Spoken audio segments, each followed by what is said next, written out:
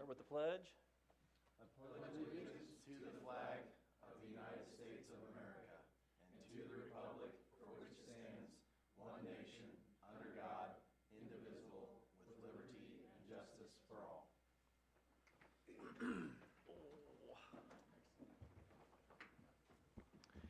Good evening, everyone. This is our Board of Finance. It is just after 5, April 20th, 2026. City Hall, Council Chambers, may I please have a roll call? Mayor Aaron Sims. Here. Gary Allen. Present. Bill Cheever. Present. Kim Kramer. Here. Tim McQuinn. Present. Dave Patty. Present. Attorney George Loy. Excellent. Next is going to be the election of our president and secretary. I'd like to nominate Tim McQuinn for president. I second that nomination.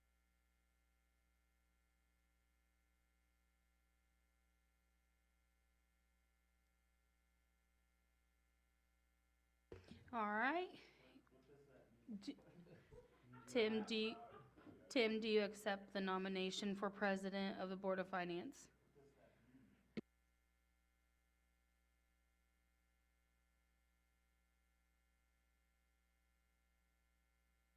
The last 2 years. I accept. All right, so Tim accepts. Let's go to vote then. Gary Allen. Aye. Oh my God.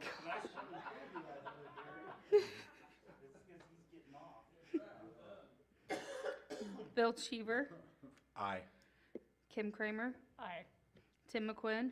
I don't know. Aye. I said aye. All right, Dave Patty. Aye. Okay, an election for our secretary.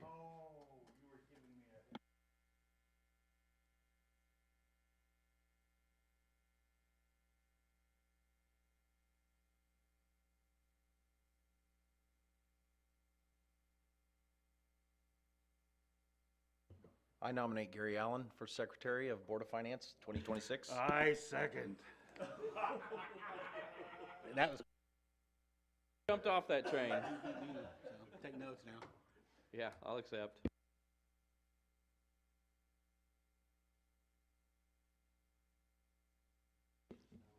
All right, Gary Allen. I can vote nay, correct? Yes. Yes, do you vote nay? I'll vote nay. Okay. Even though you accepted it? Okay. Bill Cheever. I'm an aye. All right, Kim Kramer. Aye. Tim McQuinn. Aye. Dave Patty. aye. Thank you. Congratulations on our new president and secretary. On to minutes. If you have had a chance to review the minutes from last meeting on the 18th of 2025. There was an issue with minutes being taken last session. Shanda might be able to speak to that for a second. Yes, I've looked in audio, video. I don't have any for the last year's ones. I know I was secretary at the time, but the clerk was then helping me type them, and I do not have them. As secretary, I'll take care of all that this year. Oh, good, thank you. Gary, thank you, Gary. So there's nothing to approve or deny. So, moving on to our investments.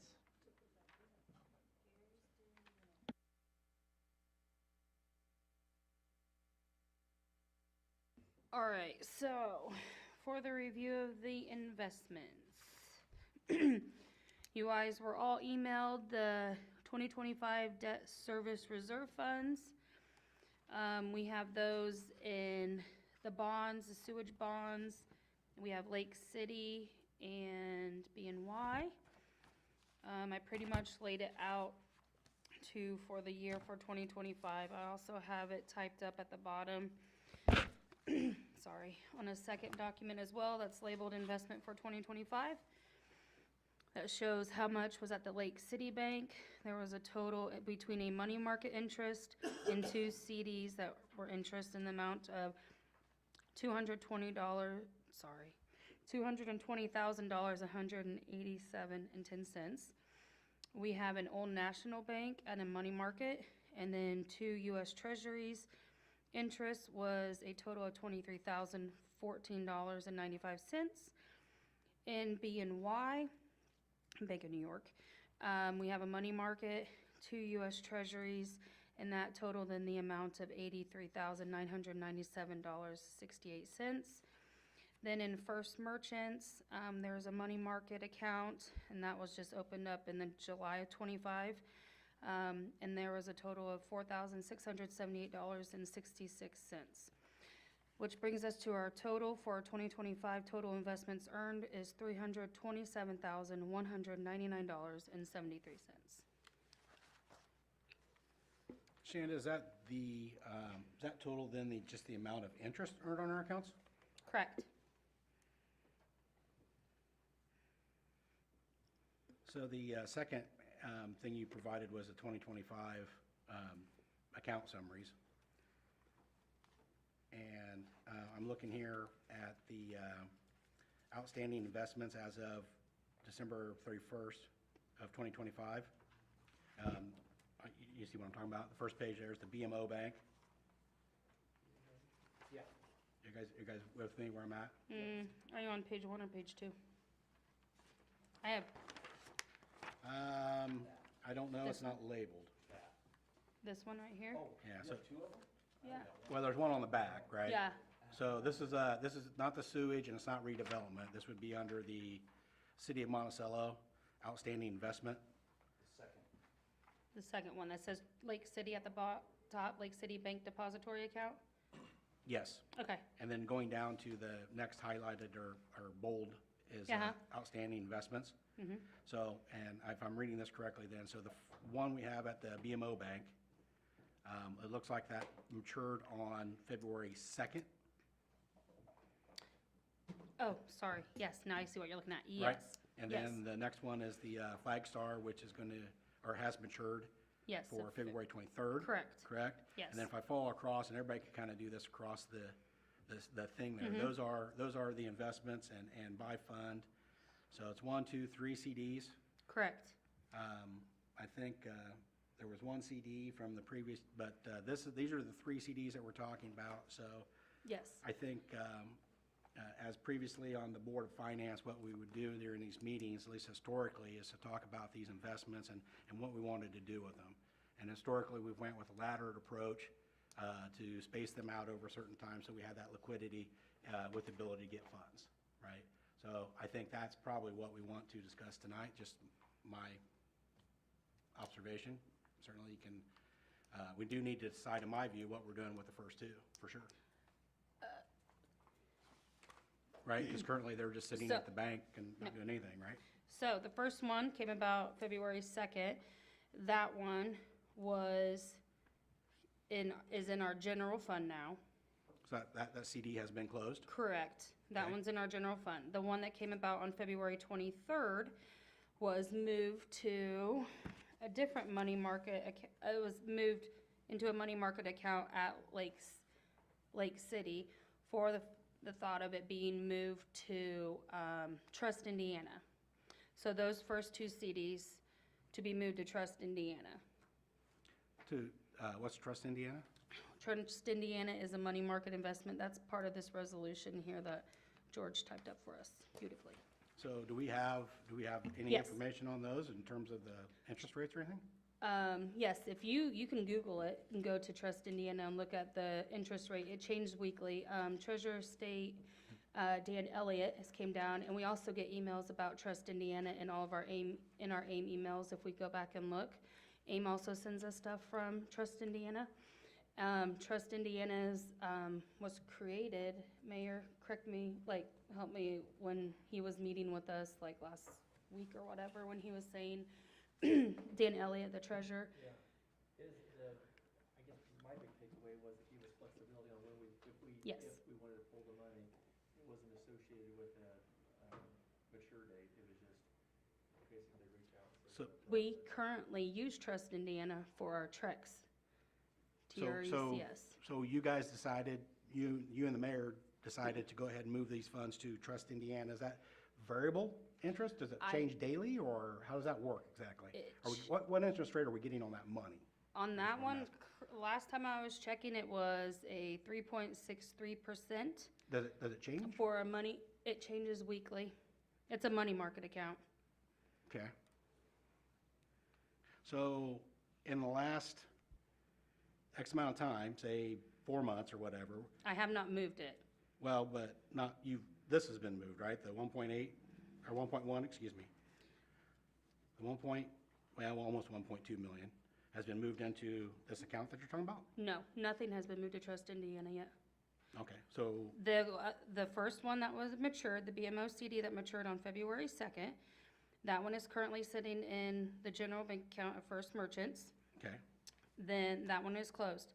Then we have this other one that matured on 2/23, the Okay. Flagstar one that you were talking about. Yep. That one was rolled into a Lake City money market account, and so that one's currently accruing interest as well. I've Lake- not done anything with that one yet. I haven't pulled that one out. The one in August, I have not done anything with because it hasn't matured yet. I'm sorry, I completely misunderstood when you were talking about this other account. I thought you'd moved money there. No. So there's nothing in there? Nope, we use it currently for our utility, what is Trex again?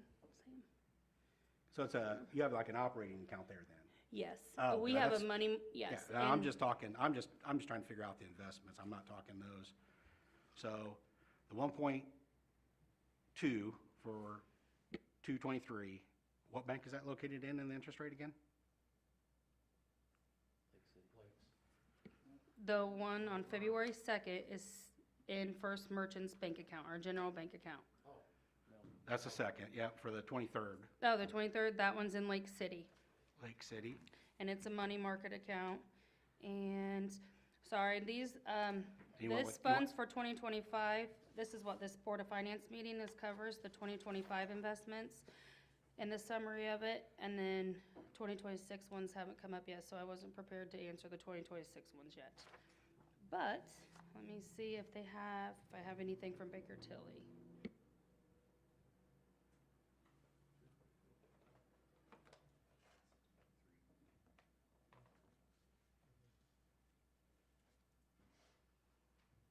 We can email Baker Tilly and ask them, because I had them give me this stuff for 2025. For this meeting was supposed to discuss the 2025 investments and how much we've earned in our investments.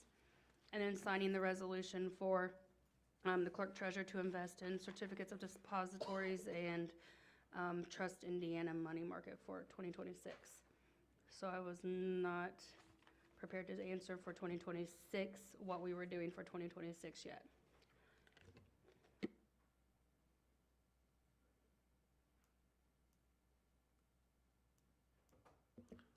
So we have some money sitting right now that needs to be, something needs done with it, basically is what you're saying. And that's the one that's in Flagstar and BMO. So those two need to be, we need to decide whether we're gonna use Trust Indiana going forward, correct? Is that one of the options? Yeah. Okay. I mean, as clerk treasurer, I'd like to invest in different stuff for that. Yeah. That's why I was But yes, as clerk treasurer, I would like to be able to invest in different institutes, so. And I don't disagree with that, but I think it needs to be specifically spelled out from the council and not just a blank statement of you can move it here or there, whatever. I mean, that's part of the Board of Finance is that we understand where these are, right? So the first one, you decided not to reinvestment, which is fine because it wasn't explicitly said, hey, we want to re-up that one, right? So that's fine. So there's 1.2, 1.3, 1.2. It went back to the general. The BMO one's done now. So now we're talking, I'm still not, I guess, 100% sure. So the one on 2.3, is that in Lake City now, bank? And a money market? Correct, that's what I've So said. all those funds are in the money market there. Yes, the Flagstar CD, yes. Okay, On February 23rd, that one was moved to the money market. gotcha. From Lake City, not Flagstar, okay? And then From the Flagstar to next Lake one City. on our list is for 8.7. And I haven't done anything with that one because it's not matured yet. And that one is the sewer cash operating and trash, right?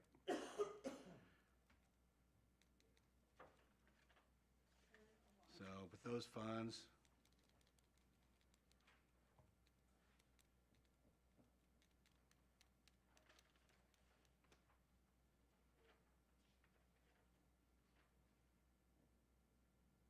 I guess that's kind of up to the finance committee. What's the committee's plan on what you'd like to do with that? Well, do we It's want 1.6. to decide what to do with the one that comes due in August? I think that's kind of where we're at. I think the other stuff's already sailed. And we might go back and look now and see what we want to do with 223, and, we still have the ability to have 1.2 million that's in the general now that can go back into a CD should we choose to do so.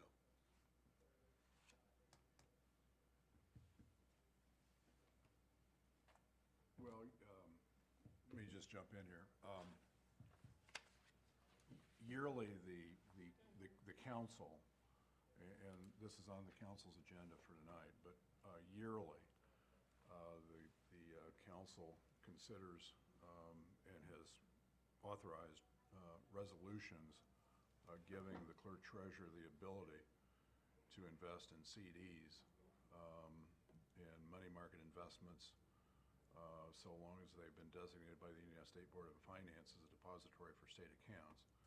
And that has given the clerk treasurers in the past the authority to make those investments in those kind of banks and institutions. And I'm not disputing that at all, George. What I'm saying, though, is those are the thought process, though, is given out from the council and the Board of Finance on what those investments are in terms of laddering, in terms of those kinds of things. Yeah, that's true. The actual process of going out and finding the best rate and things like that, certainly the clerk's empowered to do that, right? That's Yeah. all I'm saying. Yeah, yeah, I agree.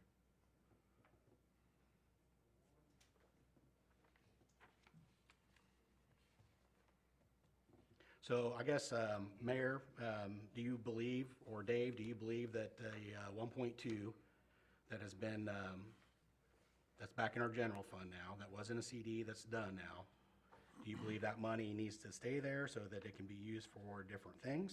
Is that,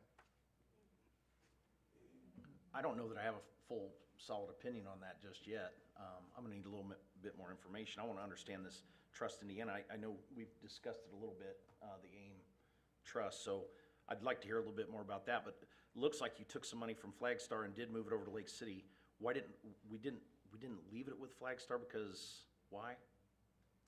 Because the BMO we did, but not the Flagstar? Yeah, so actually what happened was the BMO, I got an email from Baker Tilly stating that this one was come matured, and then, So we left it with BMO though, correct? no, the BMO one on February 2nd, we did not. Where did it go? That one's sitting in First Merchants. So that's been That's moved. our general account. Got it, my bad. not sitting in a CD, it's sitting in our general account? General Just for account. clarity. General fund. Yes. Yes. Earning nothing, right? Well, There if is it's in- if money it's- earned on all of our Okay. Yeah, accounts, yes. so the general will have, correct me if I'm wrong, Shanda, will have some funds in a money market that does learn. But it's an operating account, so we have liquidity to that right away so we can pay bills, those kinds of things.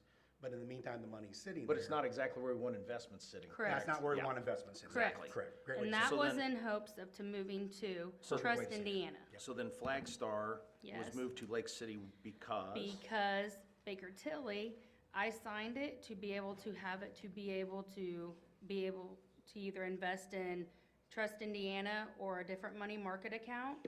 And Listen.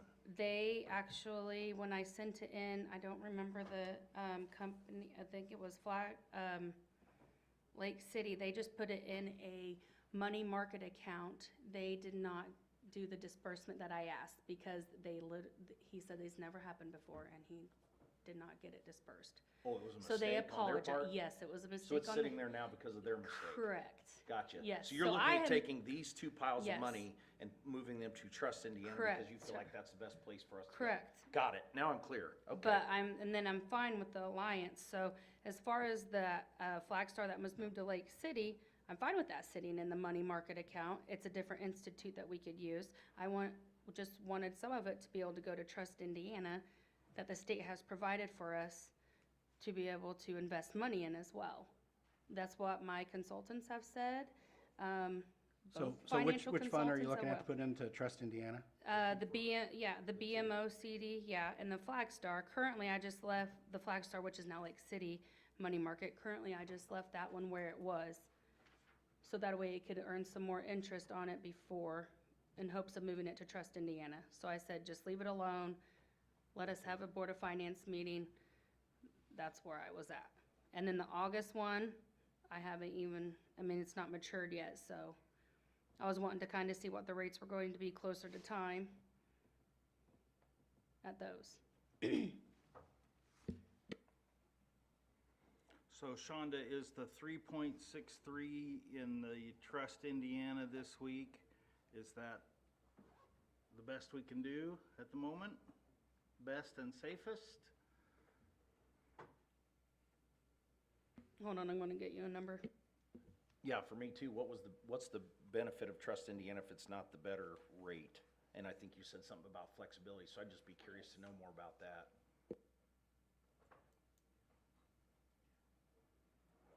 Currently, it's 3.64%.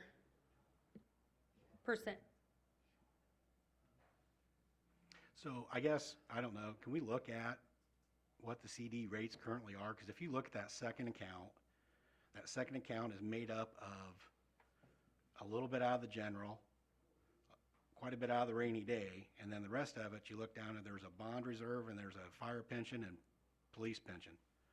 And I think that's the analysis that needs to be done is when are we going to need these, and can we layer this out or stretch this out do a 6-month or a 12-month CD and get, I don't know what the CD rates are now. I'm gonna say somewhere around 4 probably.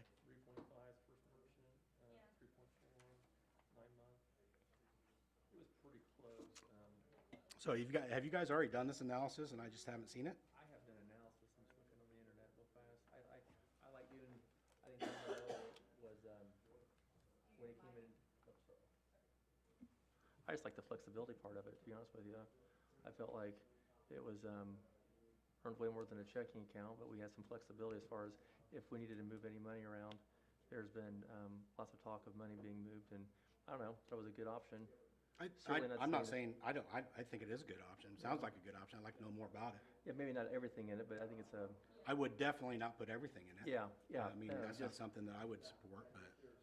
Correct, that's why I was wanting this to be an additional option.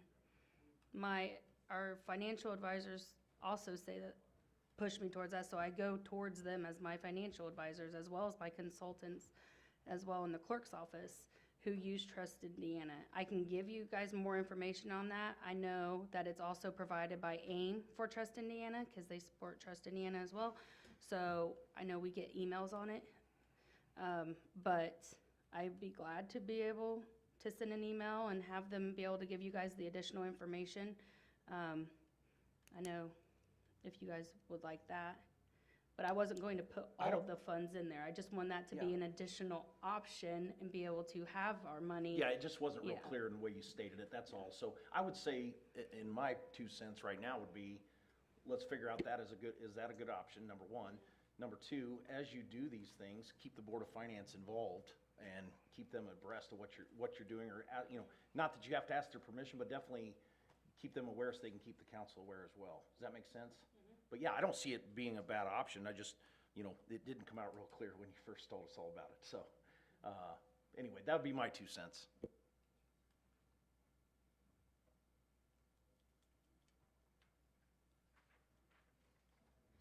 So George, your resolution allows her to do whatever certificates of deposits she finds to be advantageous for us, and you're adding Trust Indiana as an additional possibility. Is that what the resolution does? That's Shanda's request, yeah, it's identical to last year's and every year's, I believe. But the clerk treasurer is asking the Trust Indiana money market investments be included. There is a procedure, however, that the clerk treasurer is to use in that statute that's cited, that the clerk treasurer has to solicit quotes for money market rates and go with the best.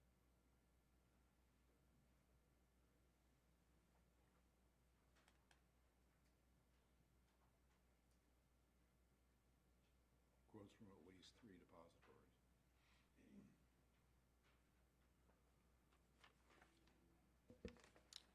Anybody else got any other comments or questions? So what are we asking now? What is it we need to do? I mean, it seems to me that we need to just pause a little bit, so I can get, I mean, do you need more information, Dave? I think I do, in terms of what we're planning on doing with the, I mean, if you look at our total investments there at the end of the final column, all the way to your right, Tim, $1.2 million is what was in, from the general, and we're talking about we had in investments. Now we're talking, we've got $200,000 in there. So I'm suggesting that we might want to consider the options of, you know, if we put the rates on the table and the time that the money's going to be tied up, should be very easy to determine, you know, how we want this spread out and done over the years, or over a year period of time, or 6 months, or whatever. I don't think that's what this is about. I think this resolution is just allowing her to have that ability to do that. So I think that can be handled at any date after this is done. We just need to approve the resolution to allow her to be that steward of that money. But then the Board of Finance is involved and figure it out from there. Now, that resolution comes at the council meeting. Didn't know that. Yeah. Okay. Yeah. And then as far as the resolution, that's, I mean, until we're doing the investments, I mean, as long as, George, and I don't know what that statute is, I haven't read that statute, I apologize. Well, it's. I just want to make sure that the council maintains, or the Board of Finance maintains control over how these investments are being done, and we set the amount of money that's in those accounts. The purpose of this meeting by statute is to, first of all, after election of officers, is to review the clerk treasurer's report and then review the overall investment policy of the city. And the strategy, yes, okay. And that, to that end, I don't think we're there yet.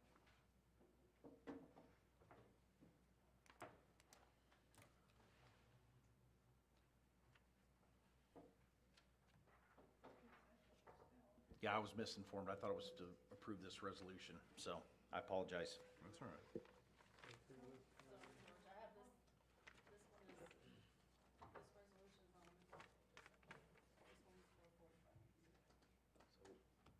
basically need to get a list of CD dates, interest rates. Yeah, I think Shannon can put together all the information. She went, I mean,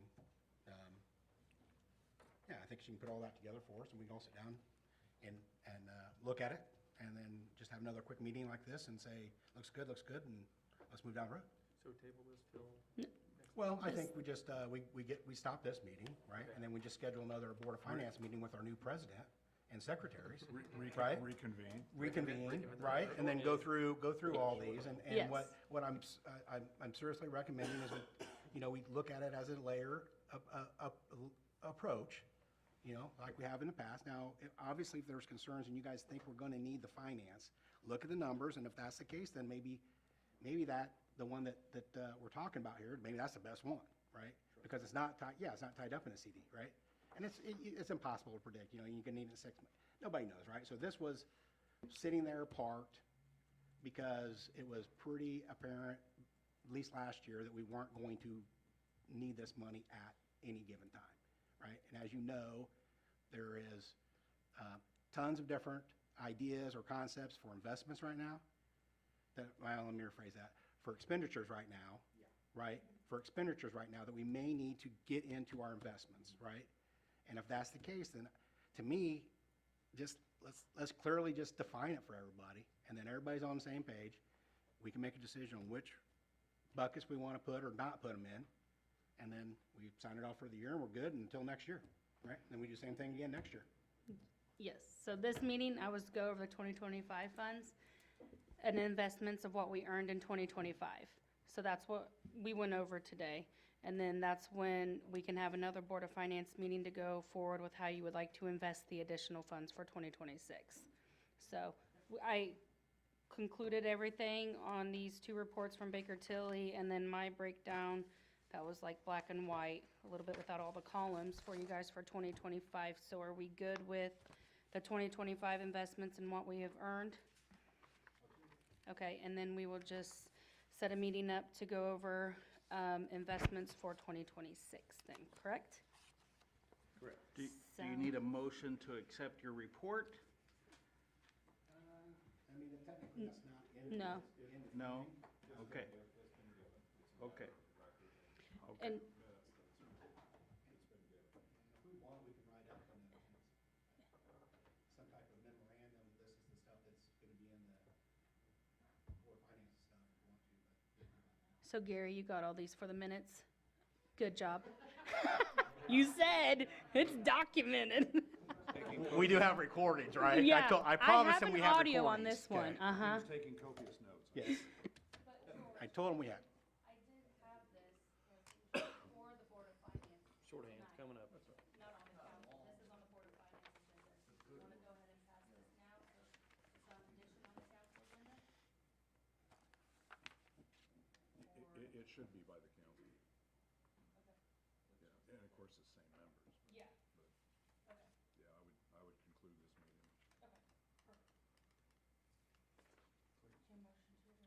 Motion to adjourn, I'll make a motion to adjourn. a motion, and a second. Second. Second. Sorry. Gary Allen, Aye. Bill Cheever, Aye. Kim Kramer. Aye. Tim McQuinn, Aye. Dave Patty. Aye.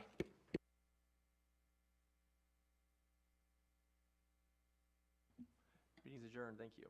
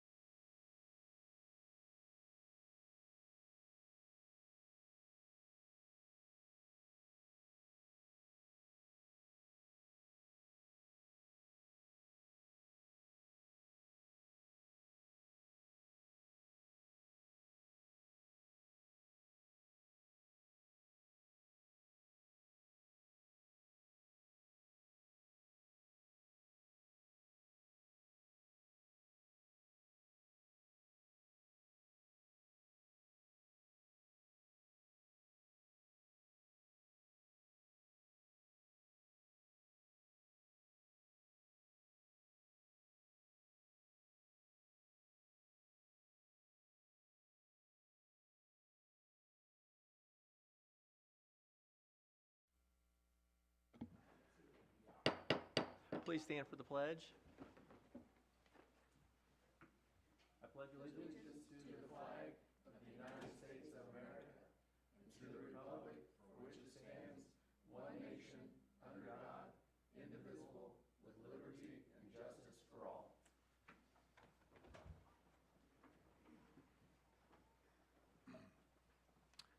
Good evening, everybody. This is our Board of Public Works and Safety meeting. It is April 20th, just after 5:40 here at City Hall, 120 West Washington Street. May I please get a roll call?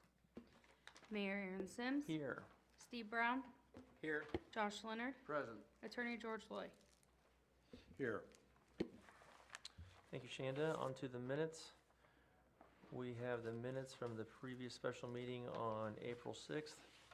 If you've had a chance to review those, I'd like to get a motion to approve them. I make a motion to approve the minutes from April 6th meeting. Thank you, Steve. I'll second. Thank you, Josh. Mayor Aaron Sims. Aye. Steve Brown. Aye. Josh Leonard. Aye. Concerning additions or deletions to the agenda, I don't believe there's any. Old business, one item concerning wastewater. This is acceptance of the truck quotes. Bob? Good evening, guys. So, last Board of Works meeting earlier this month, we had two quotes that was received by mail, and I'm asking permission to accept the lowest quote.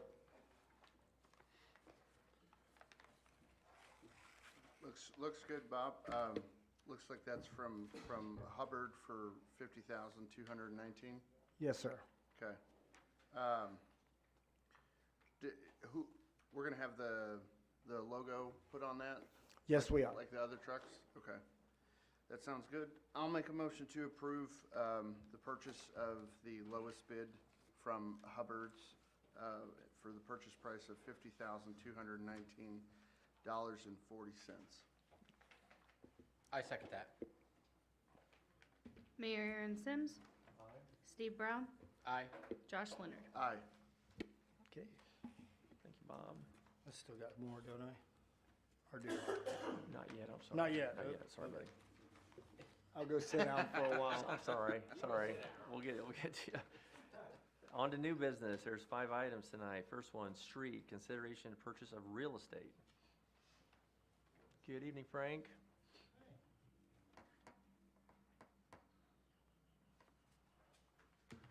Good evening.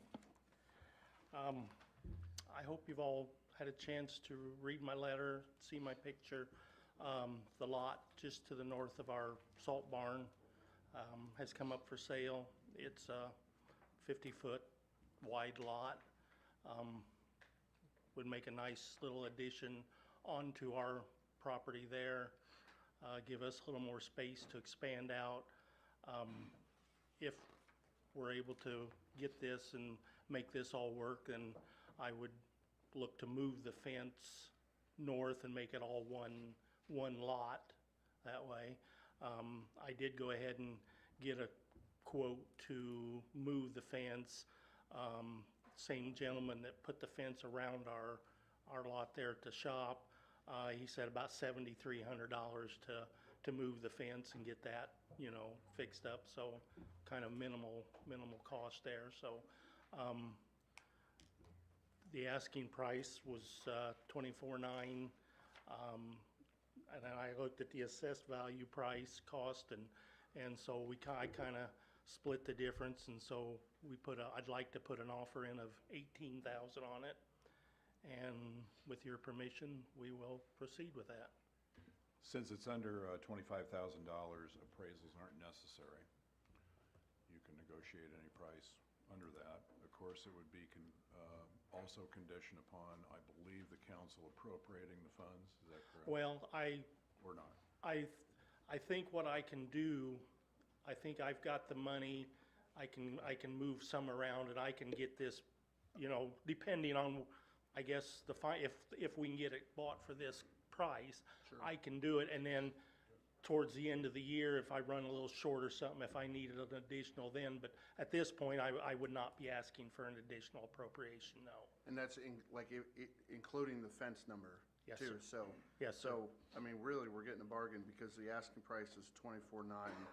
If you add the 7 to your 18 offer, we're right there at asking. Right. So, and I think this is a great idea. I'm about to make a motion to approve it. I think it'd be annoying if somebody else bought it, and then we have to deal with another neighbor or Right. whatever, but this is just a great opportunity for the city. I could see it becoming a parking lot for scrap or Right. junk Yeah. or so, you know, Yeah. I mean, it's Yeah. not big enough to build anything on, or Correct. it's just, I could see it being a catch-all lot. Yeah, yeah, so I think this would be an asset to the city, and this is a great opportunity. So, I make a motion to approve, the offer, to put in an offer, and hopefully they'll accept it. Right. I agree, and I second that. Mayor Aaron Sims. Aye. Steve Brown. Aye. Josh Leonard. Aye. Thanks, Thank Frank. you. Well done. Thank you, Frank. New business, number 2, parks. This is a request to establish 2 full-time positions. Hi, Mitch. 2 of them, huh? 2 of them. Okay. I'd like to give you guys a little bit of background here. I'm very stingy. I do a lot of stuff myself just because I want to save up the city money. But we're getting to a point where I really need help, seasonal help. You know, I need more than that. You know, when everybody's back in school, we have buildings and other things that need to be maintained. So anyway, I want to read through this real quick, give you guys a little bit of background. So Parks Board goals, okay? Our goals are to provide a variety of natural experiences, preserve open spaces within the city limits, provide gathering places for the public, and to facilitate and promote opportunities for personal enrichment, physical growth, and enjoyment for all within the community. So, trivia, real quick. How many parks do we have? Who said 7? I Good did. job, Shanda. Can I you name? said 7 after she did. Oh, you 7. did? Okay, Yeah. can you name all 7? Well, they all end in the word park. Very good. So, but anyway, so in addition to maintaining these 7 parks, we also provide recreation opportunities to our programming. So that is something that actually came on after I did an initial survey that was completed back in 2017. So anyway, how many acres do we have? We have 37. We have 59. 59. 59 acres, and there's a lot that's in that 59 acres. We should really have around 79 according to our 5-year master plan to accommodate our local people. So we're looking at that as well. So, you know, what do we maintain? 59 acres of land. So that's ground maintenance, mowing, trimming, tree care, planters, invasive species. That's just a few of the things. Paved surfaces, parking lots, trails, trails that are not paved. So we're also looking at several different facilities, buildings. You know, look, Anhire Nature Center, pavilions, shelters, concession stands, dugouts, gazebos, storage sheds, restrooms, and also the pool facility. There's quite a bit of work just in those alone. We have sports courts throughout our parks. Ball fields, Voight Park is a good one. Playground equipment, skate park equipment that's going to be put up here in June. It's going to be in place in June. And then also, you know, our programming. So with all that said, you obviously can know that there's quite a bit that needs taken care of out there. And we only have 2 people. Now, I always ask myself the question, do we really need another park employee? Do we need to pay another person full-time to help with our parks? And my answer is kind of curious. So out of curiosity, I put a survey together back in 2018 that looked at cities and towns relative to our population. Now, our population is around, what, 5,500, roughly? And I also looked at the surrounding areas that utilize our facilities that are just outside the borders of our community. We're actually around 10,000 people when you look at that. So there's a significant amount there. So anyway, with that, I looked at all the amenities, what we provide, and I came up with a level of service, and that's how you look at it from the user's point of view, but for us, it's a demand load, how much we are actually maintaining. So with that, if you guys want to write this down, I did some statistics. I came up with a formula. It's number of employees equals the relative demand load times 0.9 minus 1.31. So fun with math. Okay, so where does that put us? It puts the city of Monticello 7. at 4 full-time employees, not including the superintendent. Okay, so that's where we're at. And actually, I can show this to you guys later. Here's all the towns I looked at. Here's our relative demand loads. Okay, this is the line, and we're in the middle, which is where we should be, since I went equal distance on either side of us, percentage-wise.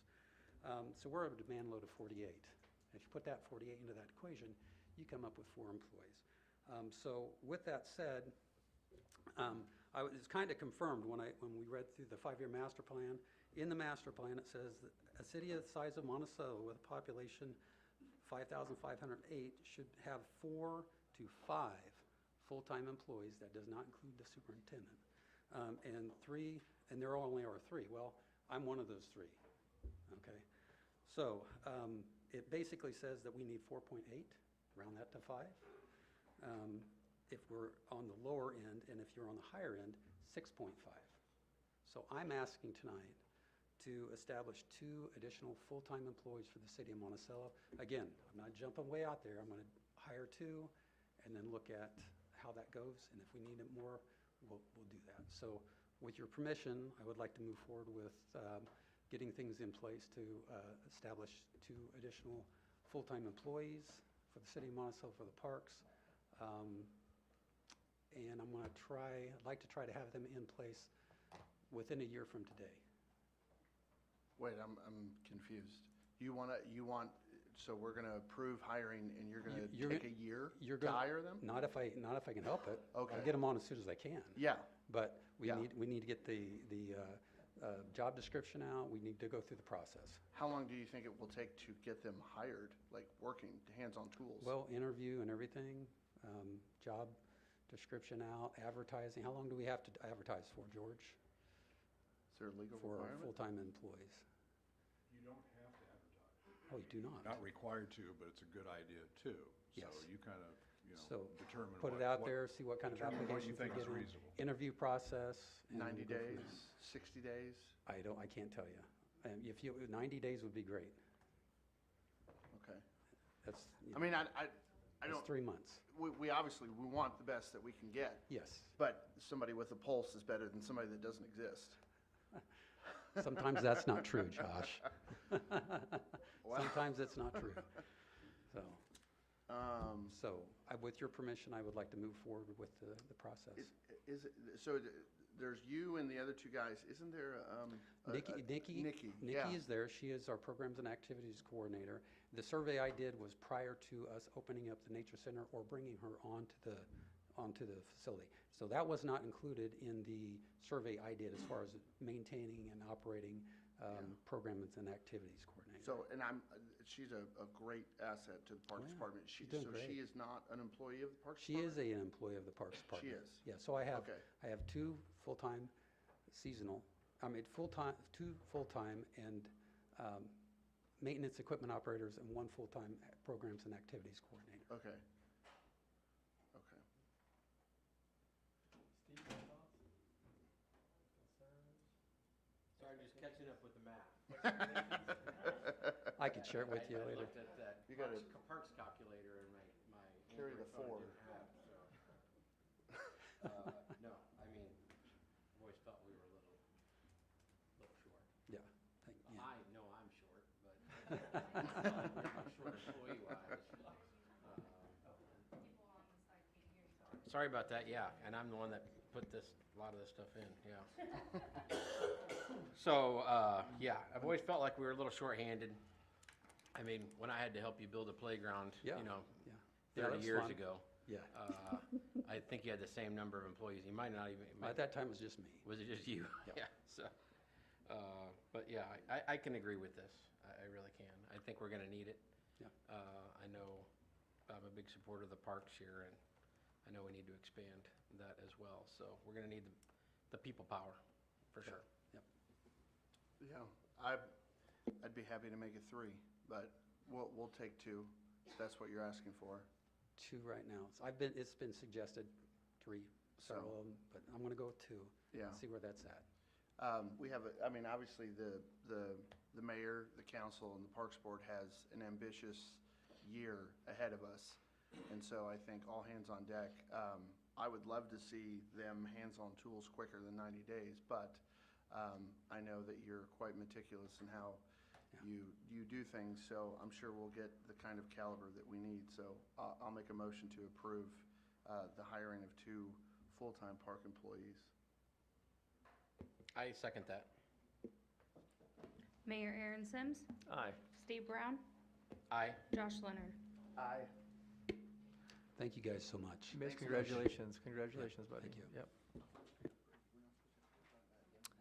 New business, third item, wastewater, HWC and F&K pay app. This is pay app number 8 in the amount of $20,282.50.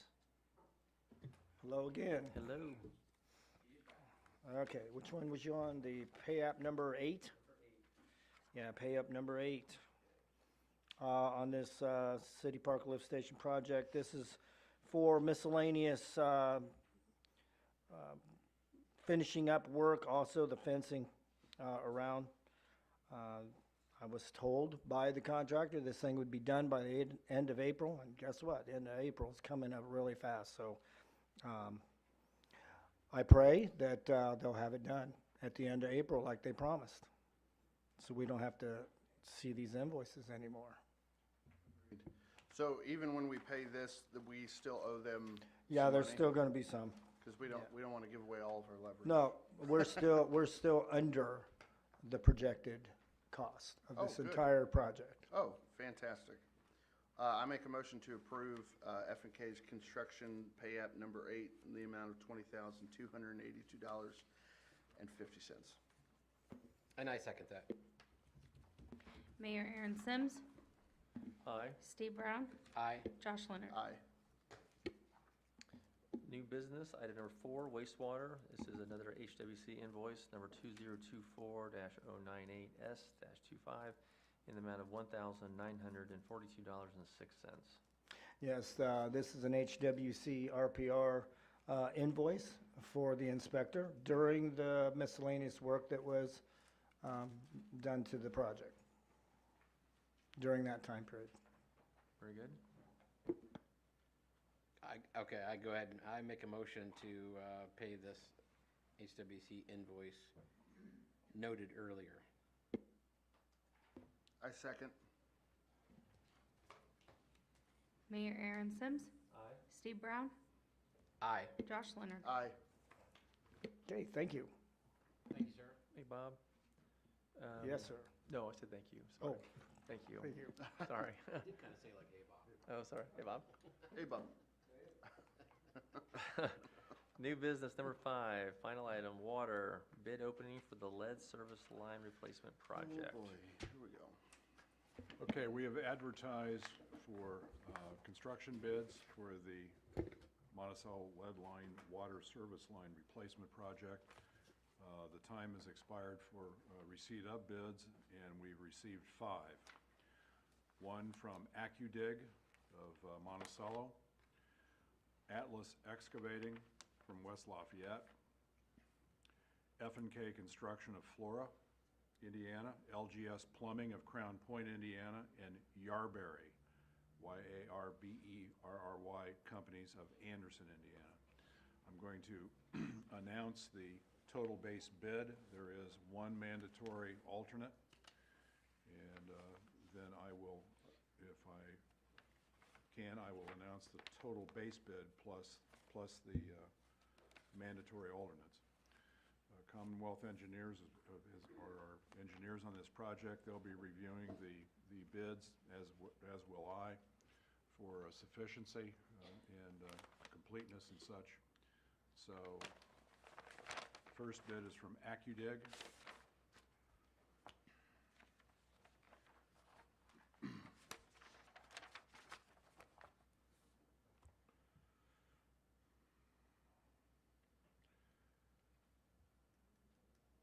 their base bid appears to be $2,626,023. $2,626,023.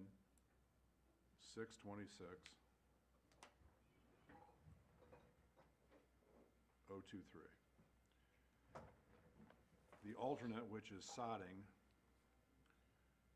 is $347,110. $347,110 for a total base and alternate of $2,973,133.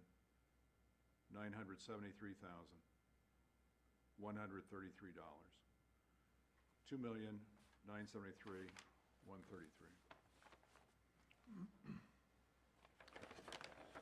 Atlas Excavating.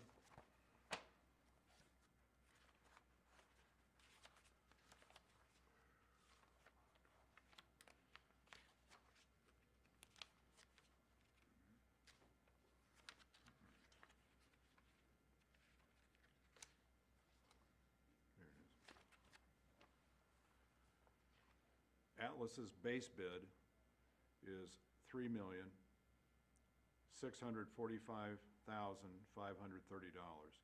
$3,645,530.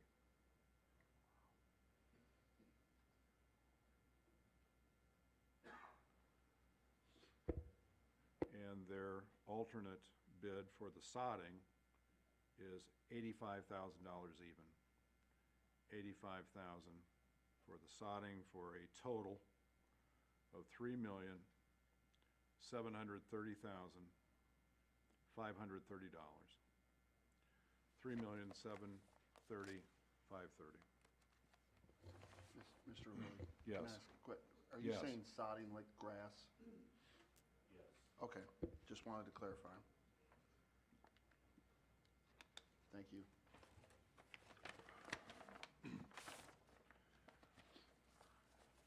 F&K Construction.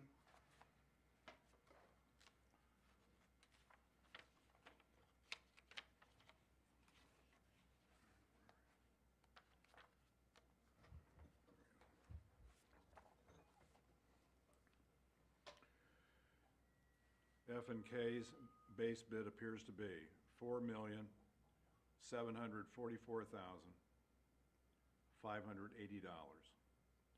$4,744,580.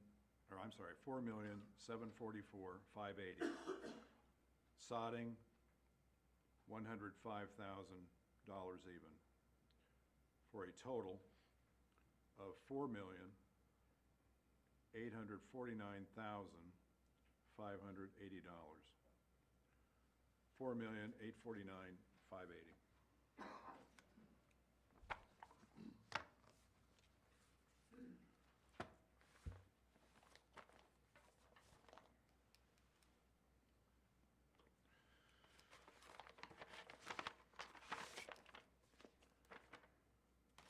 LGS Plumbing.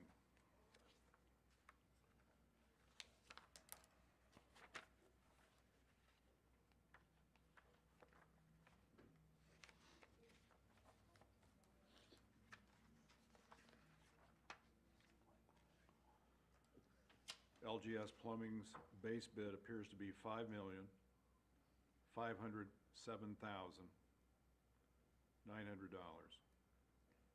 $5,507,900. And their sodding bid is $343,000 even. $343,000 for a total of $5,850,900. $5,850,900.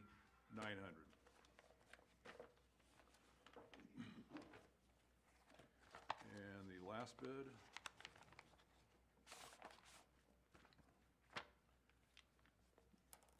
Yarberry Companies.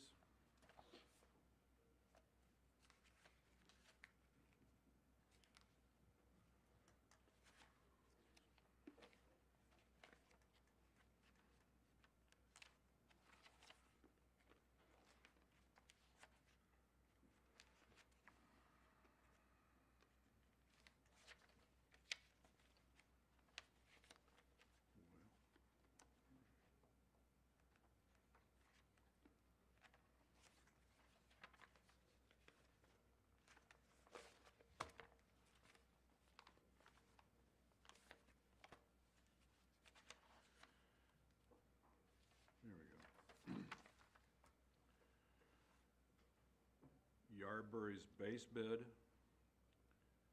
is $4,292,977.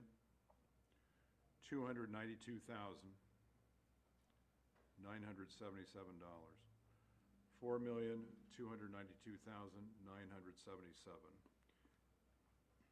And for the sodding, $150,000. For a total bid of $4,442,977.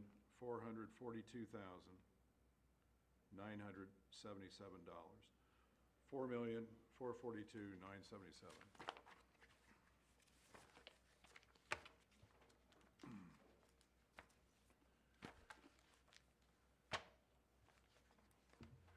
We would like to request that the bids be taken under advisement by Commonwealth and George with a recommendation to be delivered at the next Board of Works meeting in May. I make a motion then that we accept these bids and submit them for review for Commonwealth and George here for report for next meeting. I second. Mayor Aaron Sims, Aye. Steve Brown, Aye. Josh Leonard. Aye. I'd like to thank all the companies that came in and placed a bid. Thank you. Miscellaneous, any other matters? Josh, anything on your mind down there?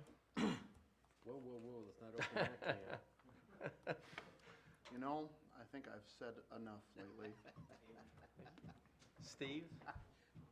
I do not have anything to add tonight, thank you. Okay. George?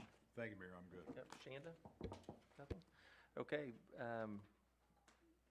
next meeting is gonna be on Monday, May 18th, at 5:30. This meeting is adjourned. Thank you.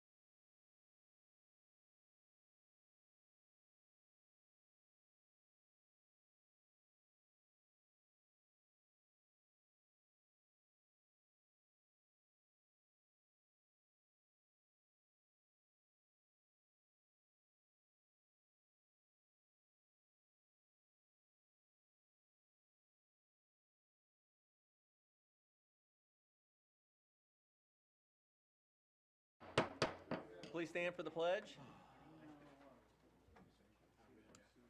I pledge allegiance to the flag of the United States of America and to the republic for which it stands, one nation, under God, indivisible, with liberty and justice for all. Thank you, everybody, for coming in tonight. It is April 20th. We are way past 6 o'clock. It's 6:17, 120 West Washington Street, City Hall, Council Chambers. May I please get a roll call? Mayor Aaron Sims, Here. Gary Allen, Present. Bill Cheever, Present. Kim Kramer, Here. Tim McQuinn, Present. Dave Patty, Present. Attorney George Loy. Present. Thank you, Shanda. On to minutes. Minutes from the previous meeting on April 6th. Like to get a motion to approve those, please. I will make a motion to approve the minutes from April 6, 2026. Thank you, Bill. Get a I'll second. second. Kim. Gary Allen, Aye. Bill Cheever, Aye. Kim Kramer, Tim McQuinn, Aye. Dave Petty. Aye. Thank you. Additions or deletions to the agenda, we have one. That would be Resolution 2026-07. Where should we put that, George? Down at 10 or? Sure. Yep, okay. Okay, on to citizen participation. Do we have any tonight? No, okay. Department head reports. These are all turned in and submitted to the council. Any questions, comments, concerns?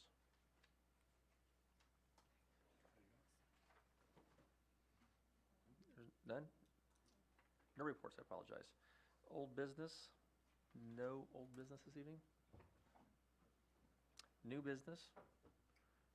10 items. First one, Community Foundation member, Ruth Davis, on the wall that heals. Good evening, Ruth.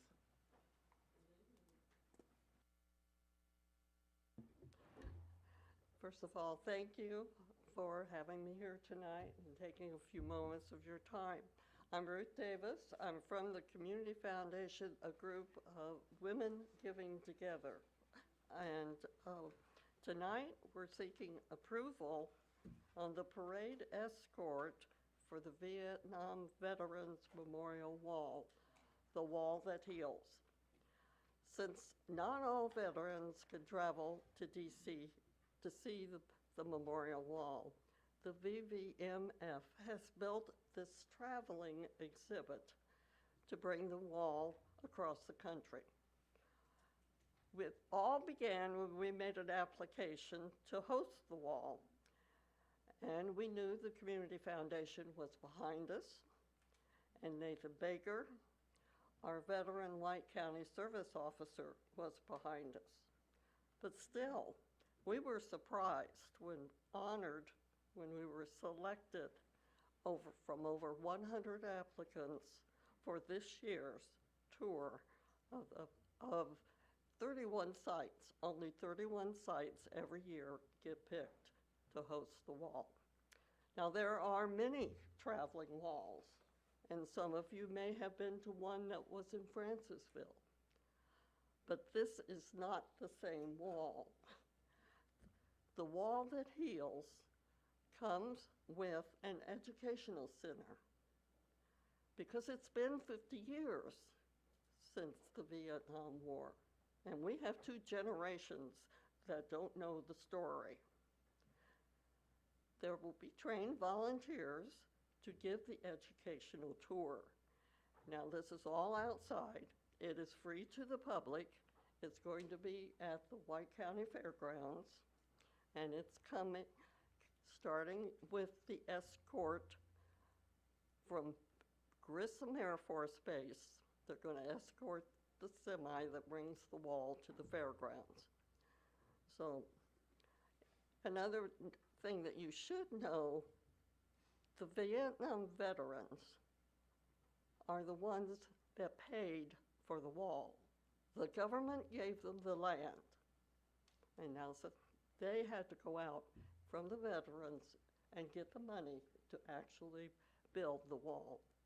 Now, the Vietnam Veterans Memorial Group still oversee the management along with our national parks workers. And they're still managing the wall in DC. Let's talk about the escort now. The escort is the very first event. It's on June 2nd. And this is the parade that the veterans never had when they came home. We all know they were not well received. So this is their parade. And we'll start at Grissom. There is a Huey Museum. It's new this year, so that was picked for the starting point. I think you're probably aware we had a limited choice on the route. Brookston is not available this year. So the route is going to go through Logansport. And then it will cross the Washington Street Bridge into Monticello. So that will be the very first day. Many veterans are in the parade. They're riding their motorcycles in front of the truck and behind the truck. And we're trying to enlist all the volunteer fire departments, all the sirens, all the noise we can make on this parade. So I brought extra tonight. This is the flyer for the escort. On the back are the actual stops, the route that they're going to come through. It is estimated they'll hit Monticello city limits at 12:57. And then they hope to hit the fairgrounds at 1:10. They're leaving Grissom at 12 noon. So that's the plan for the route. So we want the biggest turnout we can get. Ma'am, so these aren't actual stops? It's going to be They're rolling not through during stops, that time, they're correct? just driving Yeah, that's through. what I thought. Okay. Right. But if we can be at certain locations, well, the Veteran Services, they've got flags for us. And so we can get those passed out if we get organized to go to the different stations. And that's one thing we could use everybody's help with.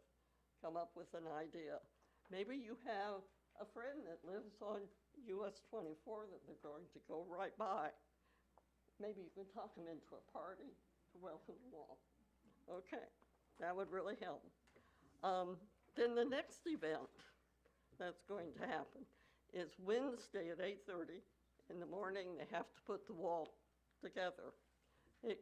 There's framework that goes up first, and then they will bring out the panels. And all 1,581 names are on the wall. We will also have paper and pencils for those people who want to make an etching.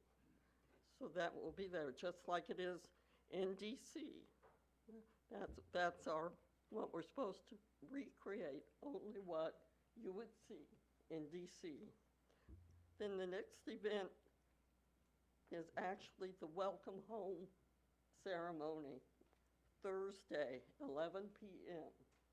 And we're going to have a ceremony then to open the whole event. I'll close with telling you, I think everyone knows about QR codes now. QR code, if you pick up one of these and you go there, you can get information on donations, volunteers. 200 volunteers are needed because we don't close 24/7 until Sunday. The wall will be open. As soon as it's erected, people are welcome to come. So that is a long period of time. So Also, besides the volunteers, you might want to book a tour. If you have young people, I would make it a family affair and bring them to the wall. Let them take the tour, but they're limited. We can handle up to 100 people per tour. What they do is they divide them up. Some go to the wall, some go to the education center. So you do need to make a reservation for that. So let me just say, hosting the wall that heals is providing an opportunity to honor and remember all those who have served our country and to educate the young people on the Vietnam War. So I think it is good. This is the war that taught us how to respect and remember our veterans. And it's the perfect year to remember them. 250. Thank you. I have a quick question. The reservations, how would we make reservations for the families that On want on the QR code. use the QR code? Okay. If you want to be a volunteer, and we are using Sign Up Genius. And it also gives you the name, if you're having trouble with that, of someone to call or contact. And like, we're going to use golf carts for the disabled. We still need some people willing to drive a golf cart. We need people that maybe don't mind doing a 4-hour shift at the 10 at night. So, and there are other volunteer needs on there. It will get you there for that, for volunteering. Also, did I answer the question? Okay. Yeah. I think it's wonderful. It's going to be a pretty neat experience for you guys to bring that through here, so very excited for it. Wanted to know if you've spoken with the police departments and the fire department to understand what roads we need to have closed. Is that, Chief, would you like to speak on that, please? I'll turn it over to him.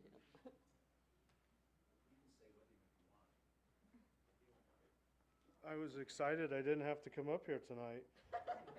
Thank you, Ruth. I think this is going to be an awesome event. I'm excited to see the parade and the memorial itself. We're asking that we close Marion, and I've spoke with Chief Sherrick and myself and AC Blake. We want to close Marion and Main Street. So Main Street will stay open to traffic, but we want to shut Marion down so we can put the ladder trucks with the big garrison flag across the road for this thing to go under. I will coordinate with my police officers, and we will not necessarily shut down, but get traffic through so we can get the parade through. It'll just be a parade. Those are the only roads we're looking at shutting down right now, just to get the cars through and the semi through. So I guess my request would be, can we shut Marion Street down so we can get the fire trucks there so nobody gets hurt? So I would like to make a motion that we say yes. We would actually like to see that happen. okay. And I've talked, like I said, I talked with Chief. He and I are both going to take part. Our agency is going to take part, and hopefully ISP, along with Logansport Police Department, Cass County, White County, we're going to try to get all hands on deck to lead this into White County. So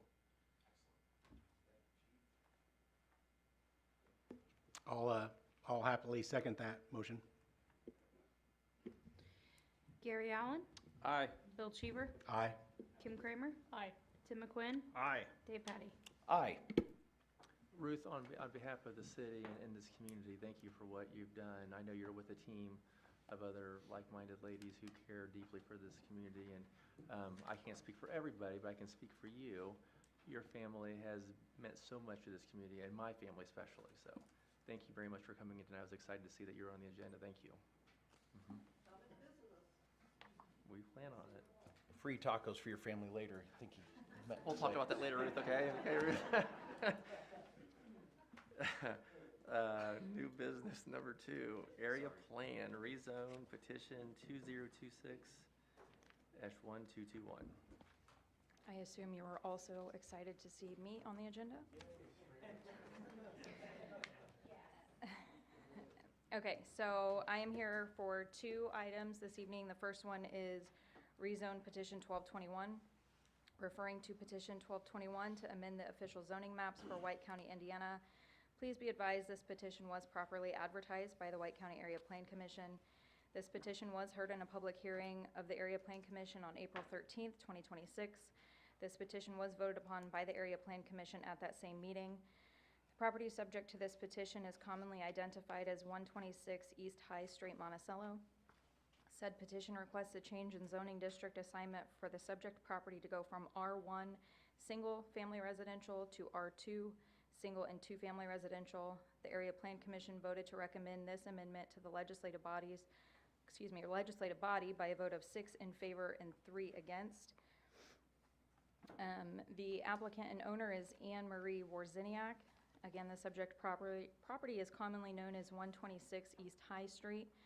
The proposed rezone is to allow the property owner to construct a subordinate dwelling unit on the property. The property currently accommodates one single dwelling occupied by the applicant and her family. The applicant, Anne Marie Warziniak, came to the office inquiring about the ability to accommodate a subordinate dwelling on the property in addition to the principal dwelling in order to provide an alternative housing option for herself and or family member. Following discussion with the office, in order to allow for a subordinate dwelling, she is requesting a rezone of her property from R1 single family residential to R2 single and two family residential.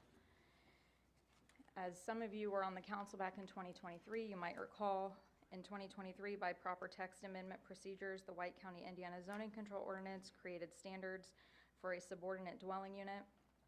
Other municipalities or area plan commissions refer to these as accessory dwelling units. The purpose of this use was to allow for instances such as this, to allow the conversion of a structure or a new structure to be placed on a property to assist in the housing needs that a starter home and or aging in place home was lacking. That amendment passed all legislative bodies, including this one. The staff would like to remind the board that with the inclusion of a subordinate dwelling within the ordinance, the following standards are still required per section 3.0.2.c of the White County, Indiana Zoning Control Ordinance, but which may be subject to potential variance approval by the Area Board of Zoning Appeals. Number 1, the lot coverage cannot exceed 60%. Number 2, minimum lot size must be 12,000 square feet. Number 3, each unit must have a unique and separate ingress-egress drive. Number 4, each unit must have its own well or connection to a public water system. And number 5, each unit must have its own septic or be connected to a public wastewater line. Additionally, the following prohibitions apply. The property may not include a duplex, apartment, or accessory apartment in addition to the principal or subordinate unit. Neither unit may be used for short-term rentals. While the request for this petition is the zoning designation, the staff can confirm that the parcel is not presently close to exceeding 60% of lot coverage, and the parcel is currently over 12,000 square foot of lot size minimum. The additional requirements for a subordinate dwelling unit would be reviewed during the review of a building permit. The staff does not feel that this request is uncharacteristic of the general area. There are multiple residential properties which vary in density within the vicinity. Additionally, the proposed use and zoning designation does not conflict with the 2017 comprehensive plan. The area in question is intended to be suburban residential per the future land use map for Monticello, with traditional neighborhood areas within close proximity, 1 block north and 1 block west. Some additional information that I wanted to provide to you. Back when we did the subordinate dwelling amendment, I can't remember why we didn't allow these by right within the R1. It seems kind of contradictory because an accessory apartment is currently allowed by right within the R1 zoning district. An accessory apartment means that you can convert a detached garage into an apartment as long as less than 50% is utilized for living space and over 50% is used for storage. The property is currently 21,000 square feet and the home is currently 2,100 square feet. Some additional information that I wanted to provide to you via House Bill 1001 that passed this legislative session but has not taken effect. The push from the state is to increase housing to the point that we are going to have to review our current standards for accessory dwelling units as well as zoning districts where residences can go. That may lead to lessening the restrictions or making them less restrictive, what zoning districts they're allowed. That is going to take place in 2027. I would be happy to answer any questions if you have any for me. Like I said, this is just the zoning designation change, so still to come, if approved tonight, would be a building permit and potential variance requests. We did provide to you all of the public input that we received, both prior to the APC meetings and at the meeting, both meetings. So yeah, that's what I have. The applicant owner is here if you have any questions for her as well. Jenny Lynn, how many current dual dwellings do we have in this city? Do you know? How many Of the subordinate dwellings? I do not know. I believe, I know of at least one outside the city, because oftentimes, if it's already allowed by right, I don't review building permits.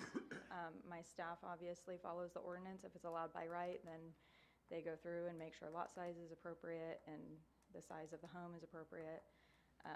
So this is the first one that has had to undergo a public hearing for such. Does that answer your question?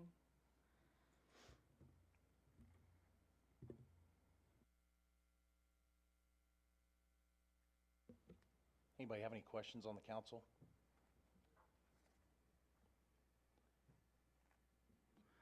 I'd like to comment. When I was a teenager, I lived in that neighborhood. The back alley is very skinny, very small. It was a problem for traffic back then when I was learning to drive and was still riding a bicycle. It has a street name, but it is not street standards. It's, what, 14 feet wide, I believe? It's a 16-foot platted alley to the north. Okay. And so to add another driveway back there, I think is gonna be uncomfortable.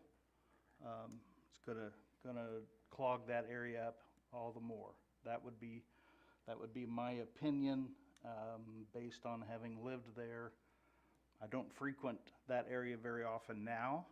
I did, because I did receive a call from a neighbor opposing this rezone. So I did go through there again, and it hasn't changed. It's got better pavement right now, but it's still very skinny, very small. Landscaping grows into that alley, makes it very hard, especially if you meet somebody in that block. It's very, very difficult. So I'm not convinced that this is the correct thing to do. To that effect, I will note that during the building permit phase, the applicant would be required to show an additional driveway. That driveway would have to be approved by your city street superintendent. If they cannot accommodate a second separate driveway, they would have to seek a variance through the BZA, and that would go through another public hearing, 5-member board, quasi-judicial board. And that's, thank you for outlining that process. I want to make sure everybody's clear on it. But, and I kind of agree with Tim here. I can share the concern of, and it's not required at this point to have the development side of it. That comes much later. But once that happens, those building permits are done and handled through a different process than the city council. BZA, once it's done, it's done. So I guess I'm still, at this point, not convinced that without having these additional site details, that I can say that this is definitely a good use of the rezoning process. So that's just kind of my take on it, and I'll just leave it at that. Thanks.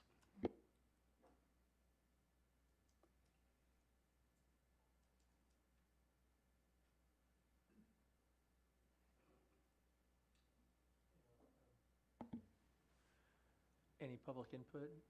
Like to come up and speak concerning this particular property? Yeah. Yeah, so when you come in, all you gotta do is push the button up here. Okay, give us your name, and you have roughly 3 minutes to Okay, share with us. thank you. Good evening. My name is Linda Robledo Fisher, and I am a property owner at 411 Adho Lane. Excuse me. I did bring some photos which you may have already seen. I just took the liberty of kind of captioning them so that it could explain a little bit better and putting dimensions on them if anybody would like to take a look at them. Yes, like headings so you could tell what the photos are intended to illustrate.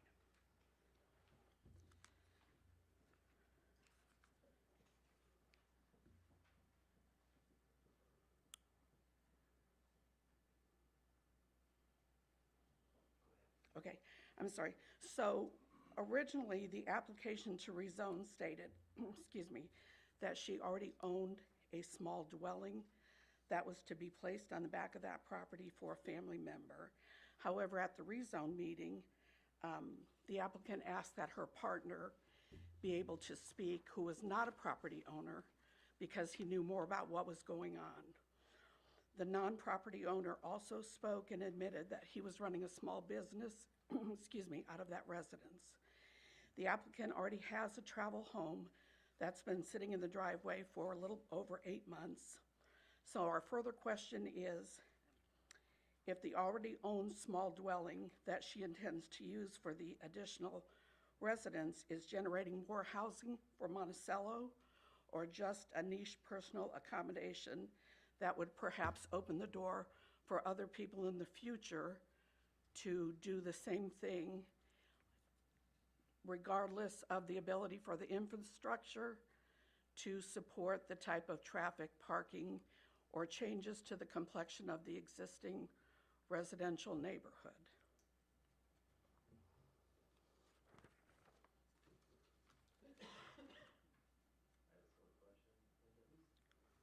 Thanks, Dave.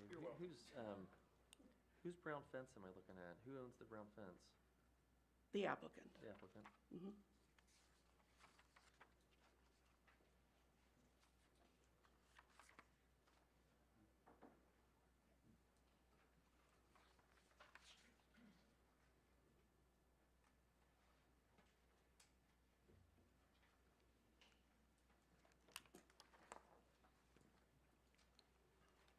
Is the property owner here tonight? Love to hear what your plan is with what you're planning to do. If you don't mind coming up and speaking for a second. Are you finished, Linda? or did Thank you. Yes, Okay, thank yeah, you no very problem. much. Thank you. Yeah, I'd love to hear kind of what your thoughts are on what you're trying to accomplish here. Sure. Anne Marie Warzeniak, Monticello. Kyle Cano, Monticello. So the project is to include off-street parking, which is their concern. Where we currently park our vehicles is my property. I own that property, but that seems to be a problem for them in the travel. And it is a tight squeeze in front, I realize that. So in taking a building that we already own and putting it on the back of the property to accommodate like mother-in-law quarters, part of the... Is that the intention for it? Yes, that is the intention Your for it. mother-in-law's moving in there? My mother. Your mother? Okay, Yes. gotcha. So part of the project was then to, because what they're talking about, the back East Spencer Street, my back driveway, that's my driveway in the back. That's where I get into the back of my home. So what I wanted to do was in the front of the home, create another driveway for the front. So cars that are parked in the front of the house have a driveway to park in. So that would eliminate the parking on the street. Did I answer the question? I was just curious what your plans were, why you were trying to go through all this trouble. Yeah. Well, I didn't anticipate it being so much trouble, because the property that I own is 21,000 square feet. There's more than enough property there to make this happen. And you're planning to move an existing building to that Yes, location? yes. And how big is that building? It is 14 by 40. 14 by 40, okay. Is it a trailer or is it a? It's a building, it's a small building. Okay, okay. Stick building? Yes. Actual Okay. structure. All right. And the reason that I had my partner speak on it wasn't because I didn't know what was happening. He just logistically and mechanically understands and can explain it. Like, he has to explain it to me 10 times over. So I thought he would be better suited. So it's a little baffling to me because I'm really just trying to make it a nicer property, more accommodating within the neighborhood. My intent certainly wasn't that it was going to turn into any of what it has, but here we are, so. So I have a question. On the driveway, are you trying to connect to your existing driveway? No. That goes all the way through? No. Not necessarily. Front of the house, by the front door on the porch, is that where the driveway? Which Right is- off of High Street, it would be in the front. The front of it, Yes. next to the patio? Yeah. Next to the patio, I guess, is that where she's? I think it would help Yes, for so in for everyone between, involved yeah. to have a site plan, what those intentions are, if there's a driveway, what the parking would be. I think it's kind of hard just to vote on, this is what we want to do. I mean, if you had a site plan Sure. and gave us more information to go on, Mhm. I think that would be I could do that. beneficial for all. It's basically the front of the home. There's plenty of area there to create a driveway and a drive, so. Make a nice approach, nice paved driveway up, and, upgrade the sidewalk. It's all cracked and everything. I mean, it's just really, it's kind of, we've got good intention and good thoughts to go into it. There's not a business being ran out of there, I can assure that. There is not. Yeah, I don't know what that was. I don't understand what that was, but I can tell you this, I'm a musician, I'm a professional musician, I travel. And right now, I'm sidelined, I'm attending Berkeley, I'm a student, and just trying to really, most of where I work out of is Nashville, Tennessee. So when I go, I go. When I come back, I come back. But, yeah, right now, there is an RV sitting out there. I think that's what you meant by your business. Yeah, that's what I meant by my business when we were originally talking about it. My business, we don't actually run a business out of 126 High Street. It just so happens that my business carries me across the country. So I need an RV for that. Which was the purpose of the RV. That's the purpose of the RV.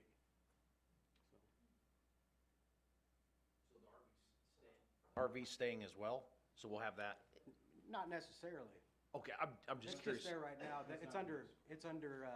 Right now it's under renovation. We gutted it out. All the stuff went out April 8th and the garbage truck took it off. So, I mean, it's just a matter of getting the floor put back in. And It's been a project that's being worked on. It's just being upgraded. Amidst our lives. It has nothing to do with what's currently going on there. It really don't, so. When I drove past, I noticed there's a couple of fences across the back of the lot, like a chain link and the privacy fence. Will those both stay there? You have plans to move them or anything? I think the idea, if you don't mind, I think the idea is to actually be able to repurpose the fencing back there and there is like I don't know the exact dimension of what is back there, but to be able to clear all that out, maybe repurpose the fencing back there. There's a pool back there. That doesn't have to be back there. There's things that are being thought of that, that can be, again, that whole area can be repurposed. It can be completely used and nice and, plan on having gardens and, nice flowers and all the landscaping. Just make it nice, it's not anything we're just throwing together, And I have to agree, I think that with everything that they deal with over there with the roundabout, we have a lot of modern technology, and when you type a Google, address in your Google Maps, I mean, it gives you alternate routes, and I can't say we haven't used it, but what I do know is the public does use it too, so it's not just us. And they have actually put signs out, which is very helpful, and I think that that's gonna improve their problems. And I really truly do. And I think at the end of the day, her project, what she wants to do has nothing to do with them. It's only gonna improve maybe the parking area to allow people to come in and out and turn around. And she doesn't even have she can't even turn around in front of her own house. She doesn't even have that. That's where if you put a driveway in front, I think that's Yeah. really gonna help Right. your particular situation. Yeah. Because like you said, I drove it today and got to the end and I'm like, what am I gonna do? I gotta turn around. Yeah, it's Correct. a It's a dead an end. uphill battle, Correct. and then, we're just, we are trying to do our best, you know, and when we come in from the backside, I can tell you, I mean, when we're greeted with attitudes, I understand the attitudes, but it's, at the end of the day, it's like. I didn't understand the attitudes because I didn't understand the way it was outlined in the back. I just knew when I would be coming up to turn into my own driveway, I was not met very warmly many of times, and I didn't understand why. And I asked. So. I'm not originally from here, and I can tell you this, it's like, as far as this local area, when I'm coming down Main Street and I see a sign, a street sign that promotes, you know, it says, okay, this is Idaho Lane. To me, that's Idaho Lane. From a Google map, it's East Spencer Street. So when I see that, that invites me to come back to Idaho Lane. As you're traveling down Idaho Lane, or down East Spencer, you can either turn left on the street, or you can continue down Idaho Lane. You know, there's no signs there that say, keep out, you know, stop, one way. And I do know that up by the Boys and Girls Club, there's kind of a similar situation that was handled and taken care of. I did a lot of work with Boys and Girls Club. And I did a lot of work with the Boys and Girls Club. And I actually almost went down that street, and I realized, I was like, hey, I can't, because it says I can't go down this street. There's a stop sign, no entry, you know, but there again, it was a Google Maps thing. It was more like it was promoting me to go forward on this street, but since the proper signage was there, I was like, well, I can't go this way. So, you know, I try to pay attention to that kind of stuff, you know, so.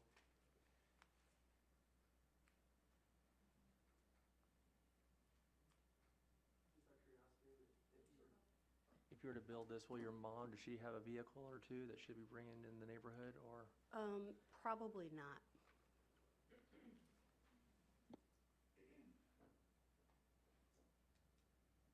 She has a vehicle, but driving is not what it once was. My concern would be what happens after she moves out.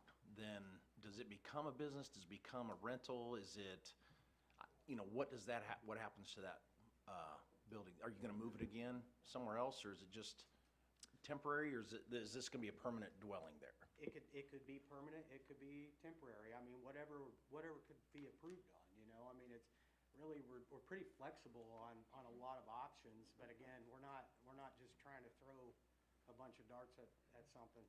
You know, it's more like we're trying to be thoughtful about all of it.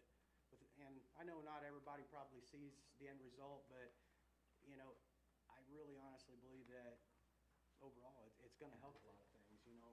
Didn't Jenny Lynn say that you cannot make it a rental? Is that correct, Jenny Lynn? Correct. Mhm.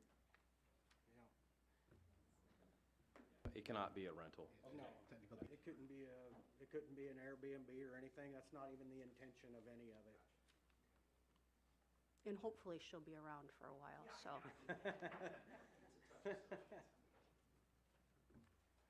You know, I think really at the end of the day, we do understand there's a process in this, and we gotta get through this one thing to get to the next thing. And at the end of the day, you know, if we get down the road with it and it does look like that it's just probably not gonna work, like with the driveways or whatever it is, you know, we've gotta kinda at least make an effort for the future of other people that might have the same thing. You know, she does have a building that is on site right now that can be already turned into a dwelling. I mean, so whether the building went back there or not, this still can happen, you know, I mean, potentially, it's already been. Well, that's what, it could be a. 2023 is, if I understand what you were saying? But that's not what I want to do. I don't want to. No. I'm just, I guess some clarification. So what he's clarifying is that currently they can convert their detached garage into an accessory apartment. In regards to the structure that they're intending to place on the property, they would have to undergo a variance because of the size of the structure. It doesn't meet the minimum size requirements as required by the ordinance.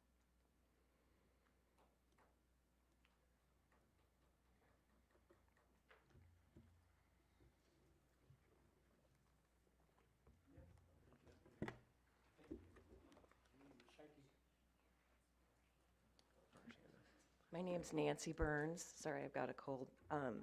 401 Idaho Lane. My husband Mark and I live in that same area, and we own Idaho Lane. Adho Lane was never part of the alley. It's part of our property. And I don't know, for some reason, Adho Lane got put on a street sign over off of Main Street. So sorry for the confusion. After 38 years of living there, we've never had to put a no trespassing, no drive-through, no turnarounds in our driveway.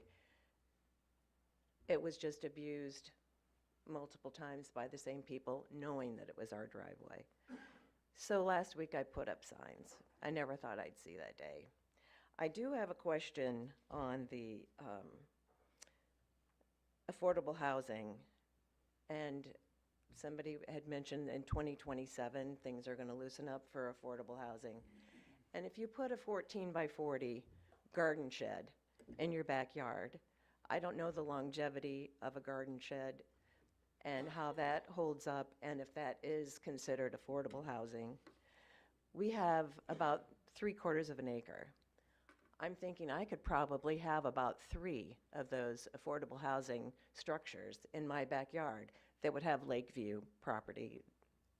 And I don't think this whole thing is opening a Pandora's box on who can put a house and how you can establish whether somebody's gonna rent there or whether you're just gonna open it up to friends and family. And I think this is a little too lax on the property that they're trying to do, and it affords everybody to put in houses. And I said, seriously, we could put a lot of houses in people's front yards in Monticello if we're lacking in rental property here. That's it.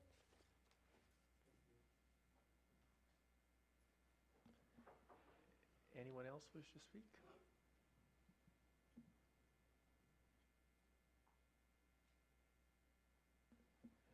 Any other questions, comments, council? Is Adho Lane a street of Monticello, or is it Burns's driveway? I don't know if, I won't say it's their driveway, I won't say it's not their driveway. It's not a city street. Does anybody know this for sure, and can we see it on paper? I have a subdivision Do we plat. plow it? No, we do not plow it. Okay. We pave it, we maintain it. For Do you- 38 years, and the lady before me is 1940. Gotcha. That caught me off guard when you said that you own the street. Okay. From experience, sorry, I was trespassing with a bicycle. But from experience, that driveway is even smaller than the alley, okay? If, as a kid, when we wanted to go uptown, and I lived on Reynolds Boulevard, so if I went around your little loop there and down High Street, I could then sneak around the railroad and go up to Bluff, and I'd be downtown, see? Without having to go clear out and around Monticello Lumber. But that, I mean, I was a kid on a bicycle, so I stayed out of your yard, probably. But that's even skinnier than the back alley is, and it's not a through street. We kind of knew that too, but we snuck through there.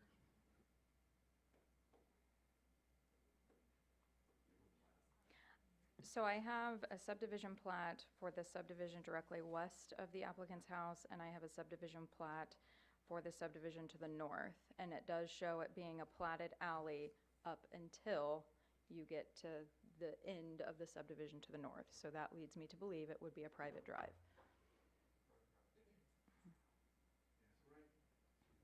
So right now, I think it's pretty clear that High Street is a dead-end street as far as the city of Monticello is concerned.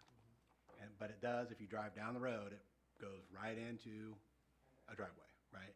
That's kind of what we're talking about, kind of not what we're talking about here, though, right? I know this is inconvenient. I know there's people that are not happy with the way things are going, but what we're looking at here is really whether or not it's appropriate to rezone a piece of property in Monticello to the R2 rating, which would allow then there to be a what was the term you used again?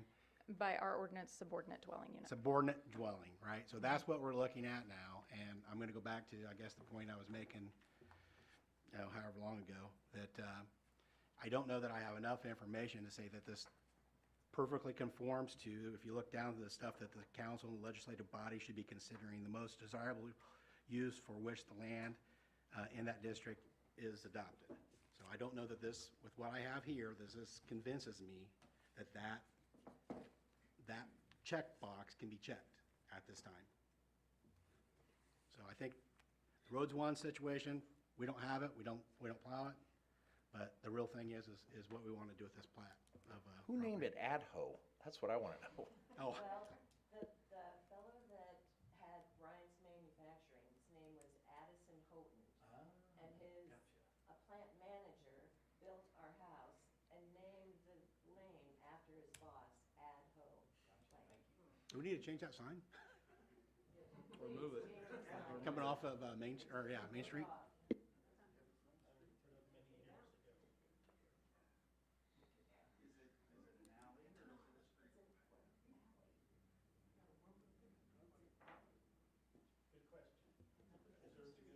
I think we need to take the sign down. Shouldn't be a street. If that's the case, if we've got proof on a plat that it's not an actual street, then we need to remove the sign. It's no longer a street as of right now.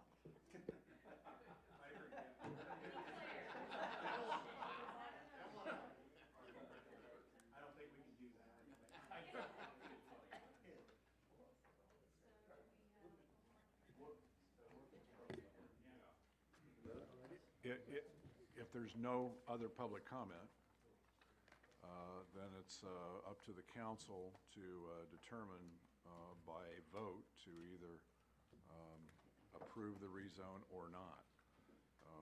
One alternative, if the council feels that they need more information, is to move to table it to a future defined date. Just not table it indefinitely, but to continue this hearing, it's a public hearing, continue this hearing to a date certain. But the action does need to be taken. Within 90 What days. was the vote, by the way? The vote, so the first meeting was a tie, Okay. and the second meeting, it was a 6-3 vote. Which way? 6? 6 in favor, 3 against. Okay. So it's coming to you with a favorable recommendation. Okay, that being the case, if no action needs to be taken within 90 days of the council receiving that, Correct. which was when? So it's actually 90 days from the APC hearing. So the 90-day deadline is in June. I don't have the date. Let me just. And if they take, while she's looking that up. Sorry, July 12th. July 12 is the 90 days. Mhm. So if no action is taken, then the recommendation stands, and it automatically is granted. Is that right? Correct. And another thing that, I'm not trying to speak for your attorney, but this body could do is also attach any sort of commitment or condition. The APC did not attach any sort of commitment or condition, so it would not need to go back to the APC. But by state code, you guys are allowed to attach a commitment, should you wish. And a written commitment specifically consists of what? What do you mean? Yeah, as an example. So you could say it's approved to only be able to accommodate Ms. Wozniak's mother, or it's approved to only accommodate the structure that they're applying for. It can't be changed, the structure can't be changed out at a later date. I mean, it's a commitment made by this board, has to be recorded in writing. Right. It can either run with the property owner or with the land. And then who enforces that? Who monitors and enforces those commitments? So I believe it would be up to my office to monitor, as it would be part of the rezone condition passed by this body. Yeah, that's my understanding as well. Thanks. Well, I would be in favor of tabling this for 30 days to get more information from the applicant with a, detailed plans of what you're proposing. It's kind of, I think it's difficult for all of us to vote on. Sure, yeah, sounds good. So I think if you had a plan laid out, then we would have an educated decision for you. I'll make that motion. Okay, so this is, you said you're going to make a motion to table it for 30 days, so or do you mean as in May 18th, which is the second? Yeah, Okay, to the next thank you. meeting. I'm gonna get that in the meeting. Well, Two meetings. I'll yeah, second. May 18 is 28 days down the road. All right, Gary Allen? Aye. Kim did. Aye. Bill Cheever? Aye. Kim Kramer? Aye. Tim McQuinn? Aye. Dave Patty? Aye.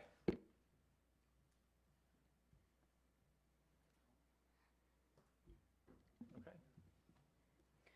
We get to see you on the 18th then. Yes, I will be back, but I still have more. Right, we have But wait, there's Yeah. more. I still have more. Now, does the applicant know what the council is looking for?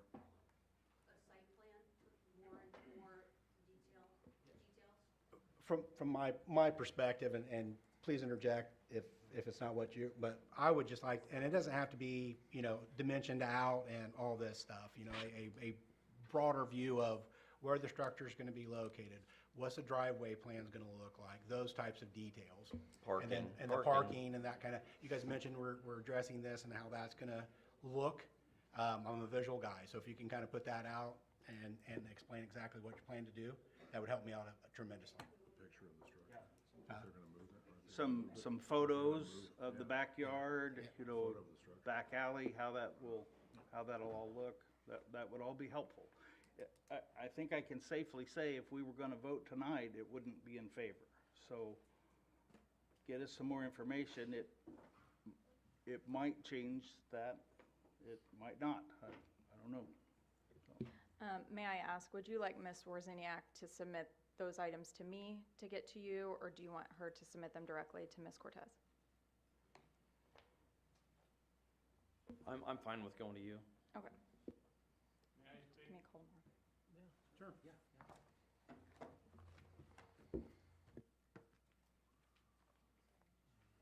Sorry, thank you. I'm Jack Fisher, 411 Idaho Lane. And first, thank you for having us here. And I think it would be a tremendous idea if I know you're all busy, if you have a time, just to drive through our neighborhood, to take a look at this mess. Now they have a long driveway running up to the garage, which they never use because it's blocked by the travel home, whatever it's called. Now this has brought in, another neighbor across the alley has brought in another big travel and is turning it into a trailer park. Nothing against those people that live in trailer parks, but it's not in a housing addition. It's not right. And these people are constantly driving through our yard, through our driveway, within 10 feet of our garage, within 20 feet of one of our bedrooms, with the kids and the grandkids and so on. And it is just not right. And she is the owner. She should be speaking, not him, in my opinion. So please, if you can, take your time, come through the neighborhood, drive through our driveway. I've got a guy on a golf cart that drove through, almost hit my wife in the Equinox the other night. What'd he do? He drove through the yard. We have a lot of people that drive through our yard. And this is not the first time, for his information, that we have put up signs.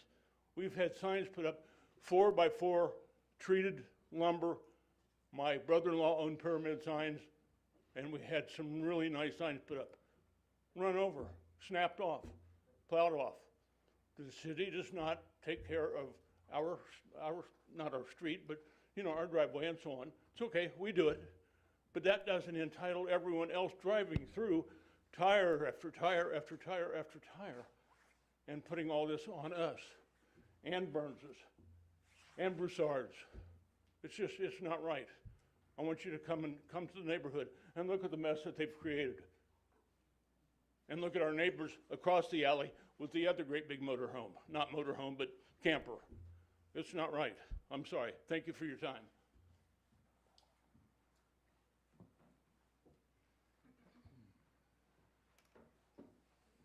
right of speech. I apologize. Okay. New business, number 3, area plan ordinance 2026-A89. Okay, so the second item I'm here on behalf of the Area Plan Commission for is an amendment to the zoning ordinance. This is going to be Amendment A89, referring to said petition to amend the White County, Indiana zoning control ordinance. Please be advised, this petition was properly advertised by the White County Area Plan Commission. This petition was heard in a public hearing on April 13th, 2026 by the Area Plan Commission. This petition was voted upon by the Area Plan Commission at that same meeting. The Area Plan Commission voted to recommend Amendment A89 to the legislative bodies by a vote of 10 in favor and 0 against. Amendment A89 is a proposal to amend the current standards for renewable energy systems.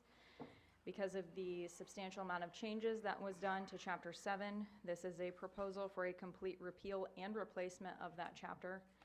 Additionally impacted is going to be Chapter 12, Administration, Chapter 14, Definitions, and Appendix A, Official Schedule of Uses.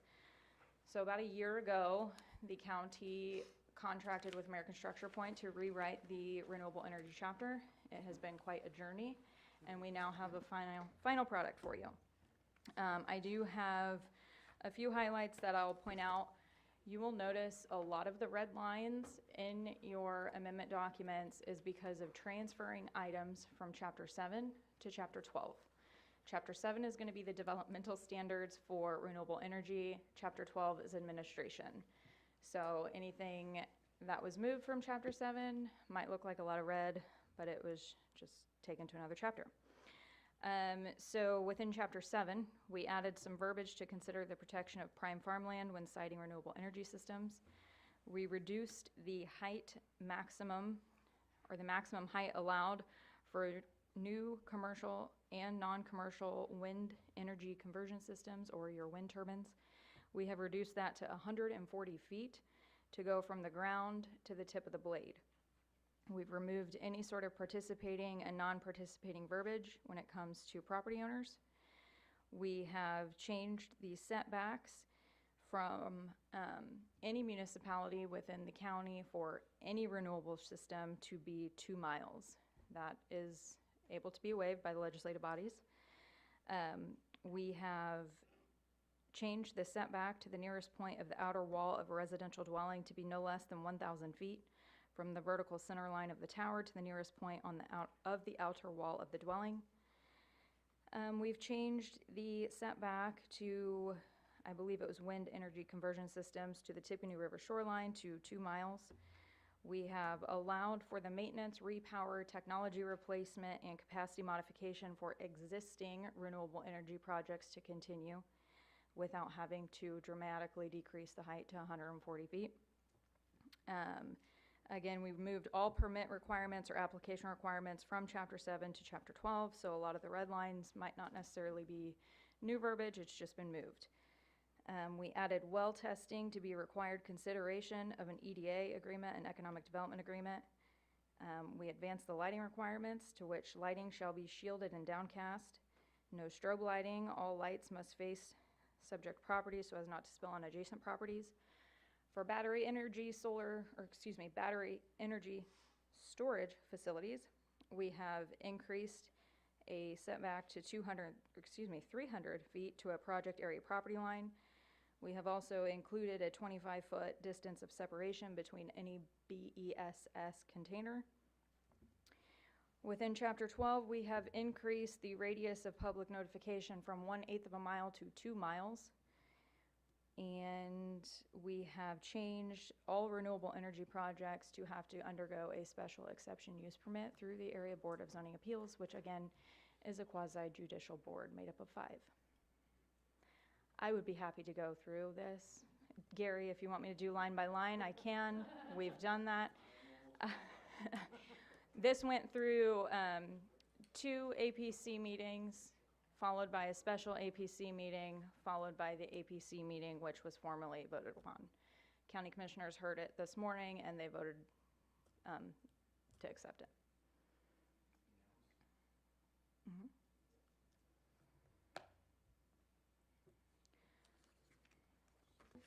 Questions, comments, concerns? I don't have any. I was gonna make a motion to, yeah. Unless you wanna go line by line, Gary, I'm happy to. No, I we just had think- plenty of, all right. plenty of meetings, we had strategic Yeah, this has plannings. been a couple years It's ago. been, it's right, been so- a huge undertaking, and Jenny Lynn, you did a great job. Yep. So, thank you From for the city steering that ship. standpoint, this protects the city very well, in the event that a project was to come anywhere near Monticello proper.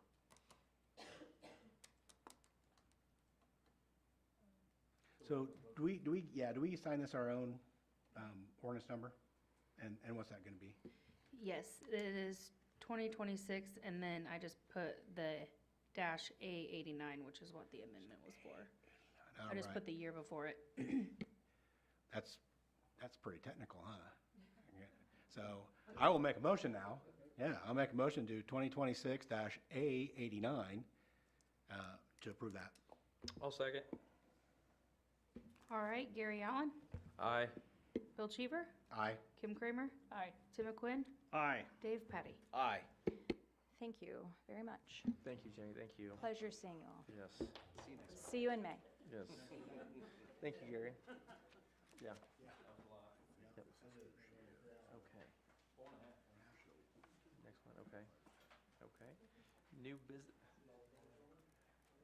New business, item number 4, AdKev, statement of benefits and abatement consideration.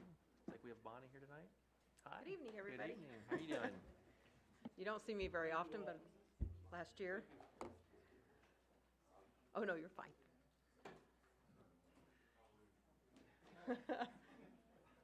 This is invigorating stuff. I can't believe you guys are leaving, man.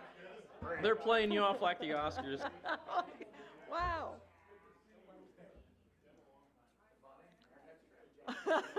I got nothing compared to that. So I did provide our completed forms to Shonda, and I believe she forwarded them on to you. So kind of as we've been doing for the last 10 years, is that first 103 ERA is just the run out of our previous abatement. So that was just there kind of for your guys' information, and I feel it totally segregates to make sure we're in compliance with our statement of benefits on the current abatement that we're going through. So that first 103 ERA, that is all it is. It's just showing that run out, and next year we will not have that. That was the last year for that. On the second abatement, which started in 2017, is the abatement that we're currently going through. And it lists purchased abatement assets in 2025 that totaled $145,560. There were 5 new direct manufacturing assets in 2025, consisted of 1 Haas VMC CNC machine, and the purpose of that for manufacturing is it automates complex machining operations for accuracy and efficiency. We had 1 bulk bag unloader, which is a device to safely and efficiently empty large material bags. And we had 2 Haas mill and lathe machines, which is turning and shaping cylindrical parts. Come on, you guys, help me out with that. Yeah. And then 1 system spare driver, which is the high accuracy application requiring torque and angle monitoring. So those are the 5 direct manufacturing assets that are going through the abatement for this one. As part of our summary of benefits to get the abatement approved, we had stated we were going to be hiring an additional 30 employees to our original 130 employees, and we would committed to adding $1,050,000 in new wages for a total salary commitment of $4,645,000 when we originally applied for this at that time. What our actual is as of the end of 12/31 of 25, and it does include some turnover, but we had a total of 184 employees within the Monticello facility.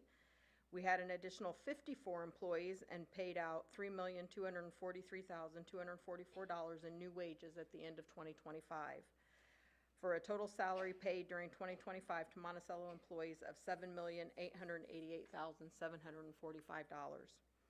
So in compliance with the statement of benefits, AdKev paid above our approved SB1 estimated of wages. We paid in excess of $2,193,245. So it's been another successful year for AdKev. We're happy to be in the community. We're happy you guys have supported us, and we kindly request the council's approval for AdKev's compliance with the statement of benefits. Any questions, concerns, anything I can get more detail on? Congratulations on your numbers. Yeah, Thank you. Yeah, and we're happy that you're here also. Yeah. Any questions? How's your engineering department working these days? Well, Specifically lately, you know, we have lately, one yeah. slacker in the Monticello facility, but the rest are doing fantastic. Yeah. I'll make a motion to approve the statement of benefits and abatement consideration for AdKev. Thank you. I'll second. Thank you. Gary Allen, Aye. Bill Cheever. I think everyone knows that You I work there, so I'm going to abstain from this, but I do want to say that if I could vote or felt like I needed to vote for the transparency of it, I certainly would, because I'm happy to be there, and it's a great organization, so. Kim Kramer. Aye. Tim McQuinn. Aye. Dave Patty. Aye. Bill's a suck up. Thank you guys very much. Yes. Thank you for coming in this evening. Thank you. Yep. Okay, new business number 5, news and review. The Welcome Magazine consideration. Hi. I'm Leanne Braden with the News and Review, and we once again are putting out our Welcome magazine. We distribute over the year 10,000 copies over White County, Cass County, and Carroll County. So this is our big visitor's guide. So the city has always had, almost always since I've been selling this, the inside page. So I'm here tonight to see if you are wanting to continue doing that. We also had done the information guide, which we did not do this year, but we've kind of switched back and forth between the two ads. One's with the mayor and the building, and then one with all the members. Yeah. So I understand that you're going to be getting your photos taken again Wednesday, which would be perfect timing that we could update this and. It's still a good-looking group there, though. It is a very good look. Yeah. It's a great picture. We've used it a couple of years. Yep. So, but I heard you got some new people, some new faces. The cost for the full page with the QR code, which you guys were in the QR code in the past, which this has been, I heard a lot of positive feedback on that, is that QR code's like a directory on the inside. So with the city's QR code and the full page, it's $350 to run the full page plus the QR code. Any question? And this will be out before the week of Memorial Day. So that's the big deal that we get this out before vacations and the big holidays. So, any questions?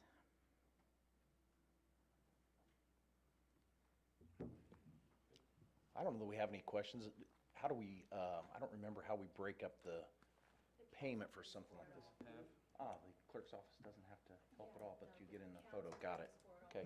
Is this the one that council does all? I think so.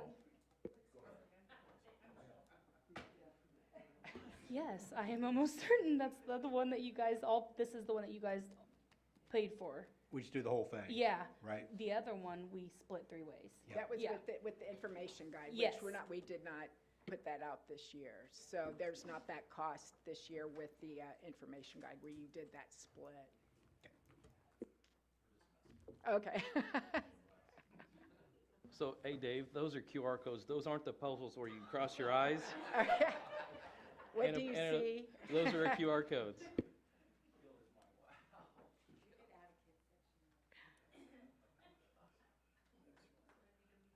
I'll make a motion that we sponsor, or not sponsor, but get the front page, inside the front page of the Welcome magazine. I'll second. All right, Gary Allen, Aye. Bill Cheever, Aye. Kim Kramer, Aye. Tim McQuinn, Aye. Dave Patty. Aye.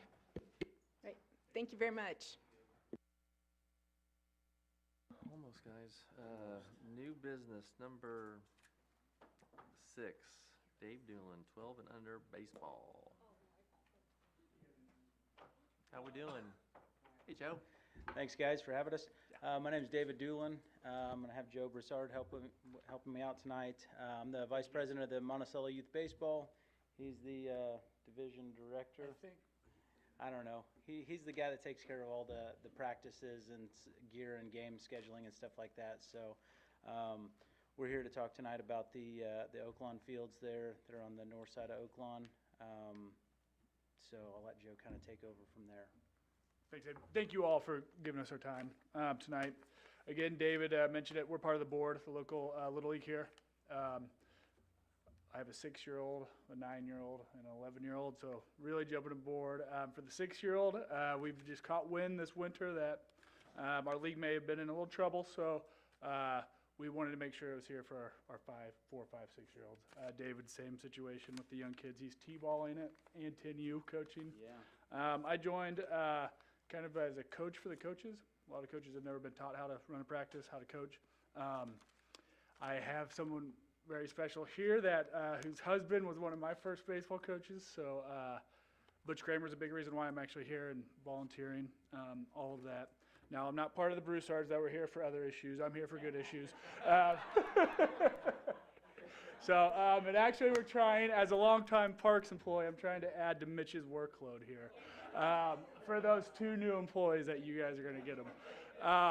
No, we would just want to start a discussion. The school board brought to our attention to not put a single penny into those Monticello Little League fields this year, except for Guthrie, which is still city-owned.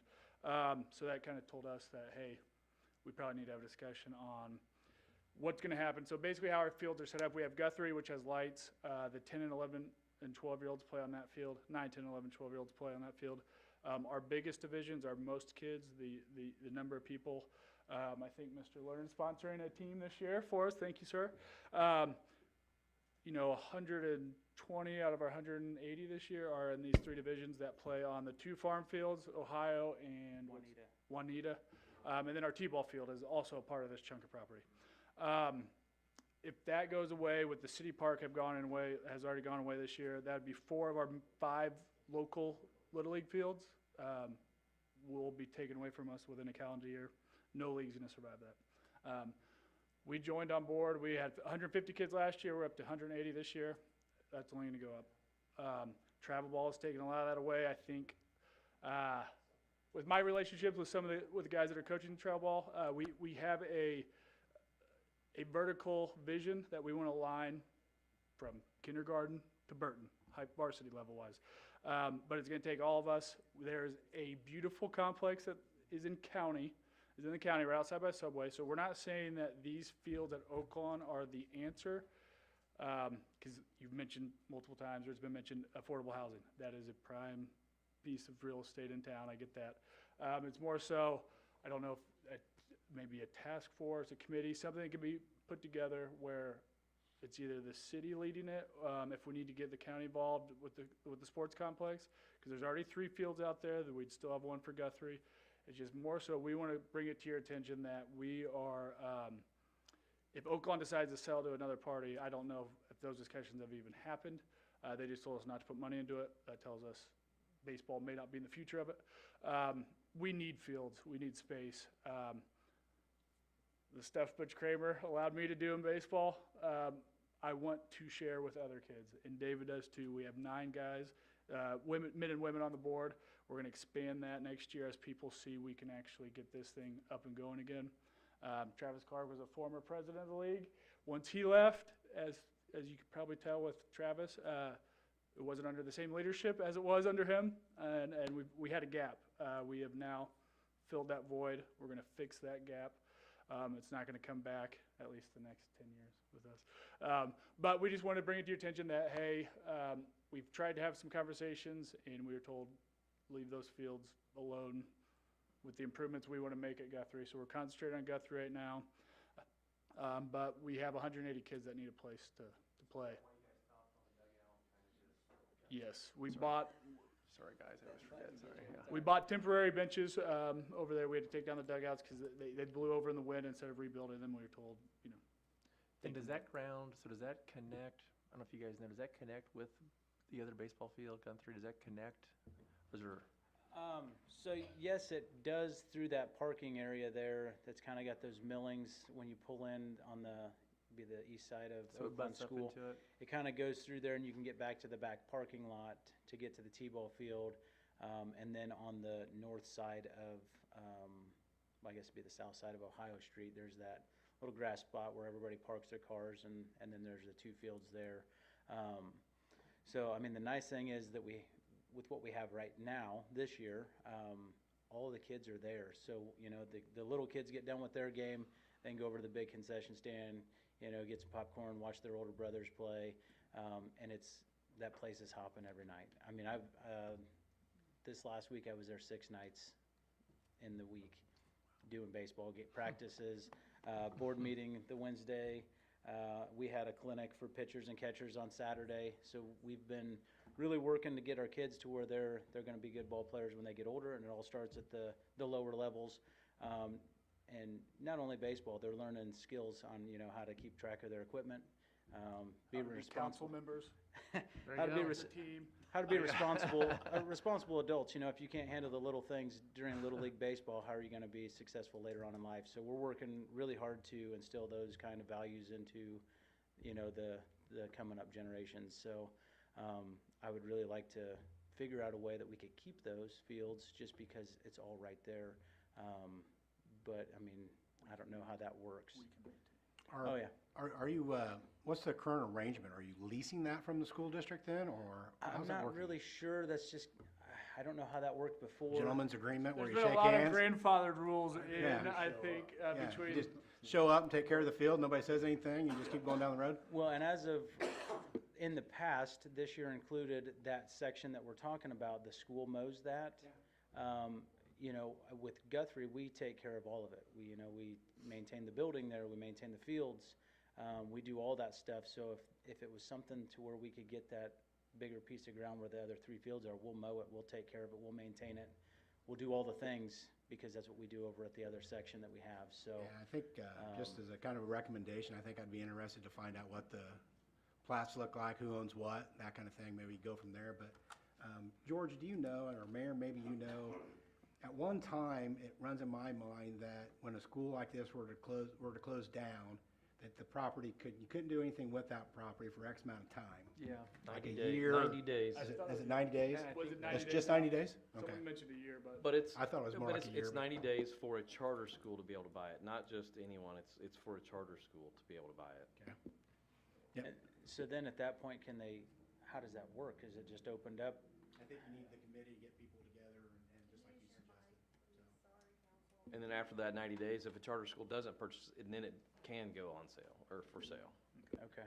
And really, we're just here to plant the seed, to get something going. We would love to be a part of it. If you need somebody to head it up, you know, we're ready for sweat equity to be a part of this, so. So a couple weeks ago, Commissioner Smollett came in and first kind of shared this with me, and then you popped in, and then Mitch and I drove down there to look at it and just kind of, we didn't get out of the car and walk around, I don't think, did we, Mitch? We just kind of drove it, yeah. But, yeah, we're very interested in seeing what we can. Well, and like, we have some money invested into that section, you know, there's that little shed right there just off the blacktop there. I don't know how much that cost. They put it up 2 years ago, I believe. Last year we had the new dugouts put in, so those have concrete pads. Whoever built those didn't anchor the posts into the ground, so they blew over with all the wind. But like we have a little skin in the game there. I mean, I don't want to lose those at the end of the day, but you know, we don't own it. So Is the contract up this year with the city? It is. We have to, during our last board meeting, we said, yeah, we need to gotta get with revisit that. Yeah. Mr. Loy and re-sign that. Okay. That's just for Guthrie though, right? George. Yeah. Okay. And that has to be. Get $1 for 99 this time, or? Would that be, yeah. I think it was a 5-year lease, and but I do know it expires the end of this year, and we'll be happy to talk. There's probably things you'd like change perhaps, and perhaps the city too. Yeah, and That'd be great. we're making a lot of changes, you know, with the concession stand there at Guthrie. You know, all the water lines needed to be replaced, and so we're working on that. We had a big issue with NIPSCO's power feed coming in there, so they had that all dug up last week. Dave, why did they need to be replaced? Huh? Why did the water lines need to be replaced? They're just old. There's some old. 1940. 1940. Yeah, they're old. So we're trying to do some upkeep there to keep things, you know, modernize things. We're my wife and Debbie are on the concession stand committee, and they're running that this year. We're talking about pork burgers and hot dogs. We have to get a permit from the city or from the health department to where we can do that. We have safe food. Debbie and my wife will be getting that class done to where they can do that safe food service thing, and you know, pizzas and all the things. We want people to be there all night, you know, playing baseball, watching the kids play, having a good time. And you know, busy kids, it's like firemen. Busy firemen are happy firemen. So busy kids stay out of trouble and they're happy. So we need a place for them to go. We want them to be there learning the game and learning other life lessons. Yep.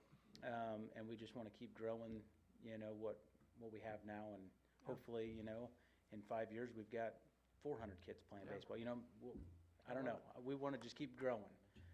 So.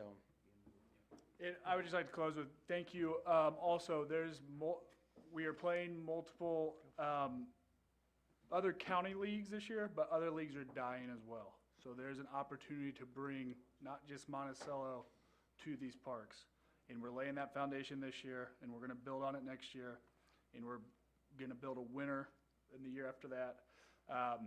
But there's a lot of potential in youth sports right now that I think we're untapped. So that's a discussion for down the road, but you know, we've had Tuesday night talks about this. Yeah, for sure. Thank you guys. I just want to say, David, coming in as our VP, he's been a solutions guy. He goes out, we have a problem, he finds a solution. We are asking you guys to help be a part of that solution and not the nail in the coffin. So, thank you. I think I know where you can find a couple of dugouts as well that might be transplanted. You might want to get with Mitch here after the meeting. So, All right. No, thank you. you're welcome. Thank you, guys. We'll be in touch. Thank you. Gentlemen, real fast, I know you guys all have young families, and I think it's awesome that one that you pointed out, some credit to Bush, but I think it's awesome that you guys poured to the youth in this community. It means a lot, and like you said, we're going to see the benefits of that in years to come. So Yep. it's awesome. Thank you. Thank you. Thank you. Thank you. Yep. Okay, new business, Selma. Hi, Brandy. Yes. Oh my gosh, okay. Hi, Brandy. We have received a $10,000 grant from the Indiana Arts Commission. Yay. So we are looking to spend that, and when I did the proposal, I did $2,500 to do the art alleyway, $2,500 for Riverwalk sculpture, and $5,000 for music/entertainment downtown. So specifically, what I'm asking for is to paint more of the alleyway. So that would be the alleyway between the Flag Star building and the parking lot, where there's already a current pavement mural there. So we just want to add 3 more murals into that alleyway and call it an art alleyway. On the ground or on the walls? On the ground. On the ground itself. Yeah. And to go along with that, a quick update on the crosswalk project, we'll be touching those up in May. So, and I've talked to Frank, so we're going to coordinate with him to do the half-road closings and repaint those and touch them back up with what's currently there. So it'll be the same artwork, just touched up. And Brandy, will these be new artists on these next 3, or some of the same artists as last time? So these will probably be different artists, and part of the money will go to pay the artists. That's what the Indiana Arts Commission likes to see happen. Our thoughts are an Americana one for America 250. And then we have some big landmarks happening within our community this year. Indiana Beach is 100, the Madam Carroll is 50. So it would be kind of nice to do 3 kind of focused on big landmarks, which could kind of draw people to our downtown area to see them and take pictures with them. So that's kind of our thinking along those lines. The grant period starts June 1st. this year and goes through May 31st of 2027. So we have an entire year to paint it, but we'd like to paint it in June of this year.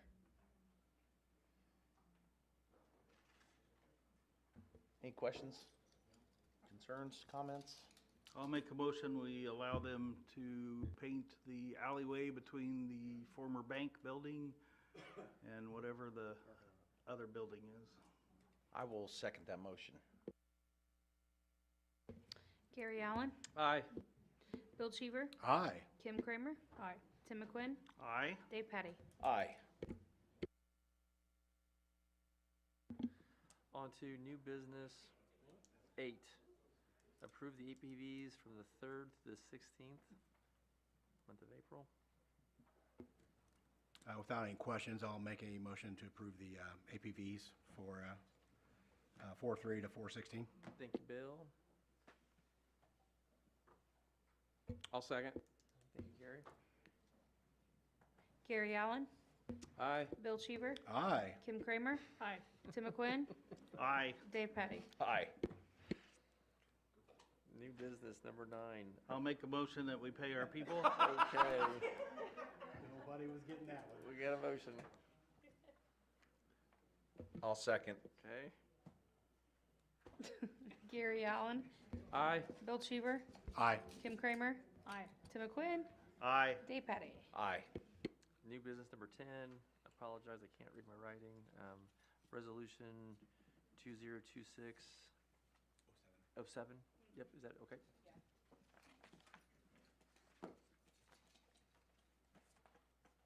Last one. Motion. I make a motion, we adjourn? Oh. Or are we done? Not yet. One more. We got a motion to.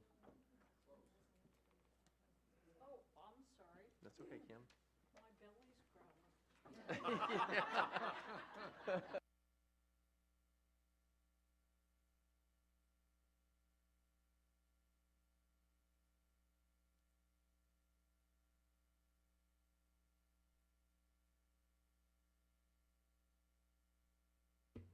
Do you want me to read what the resolution is?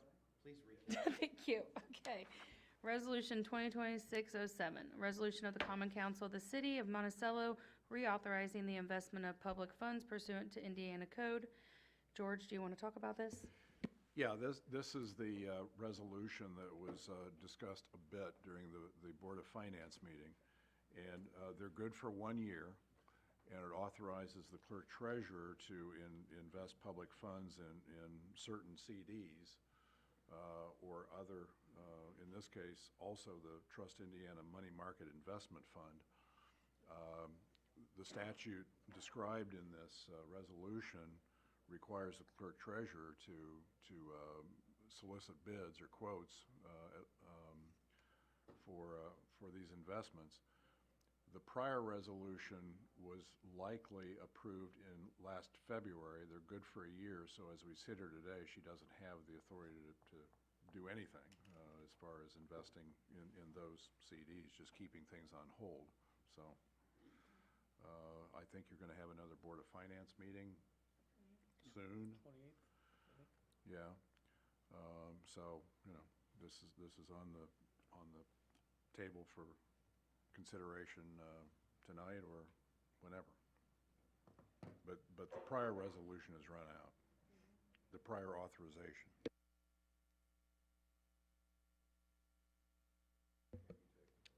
Any questions, concerns, council?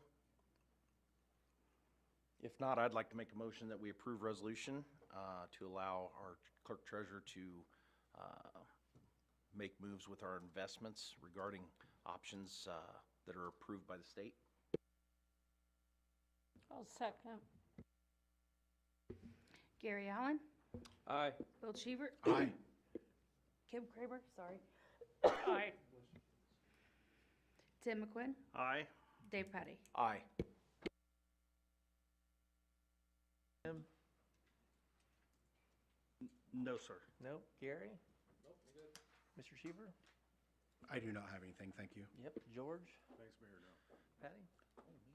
Yeah. No, I'm good. Kim? I'm good. Good. Shanda? on to the next meeting. Next council meeting will be on May 4th. Hope everybody has a wonderful, safe evening going home. Thank you.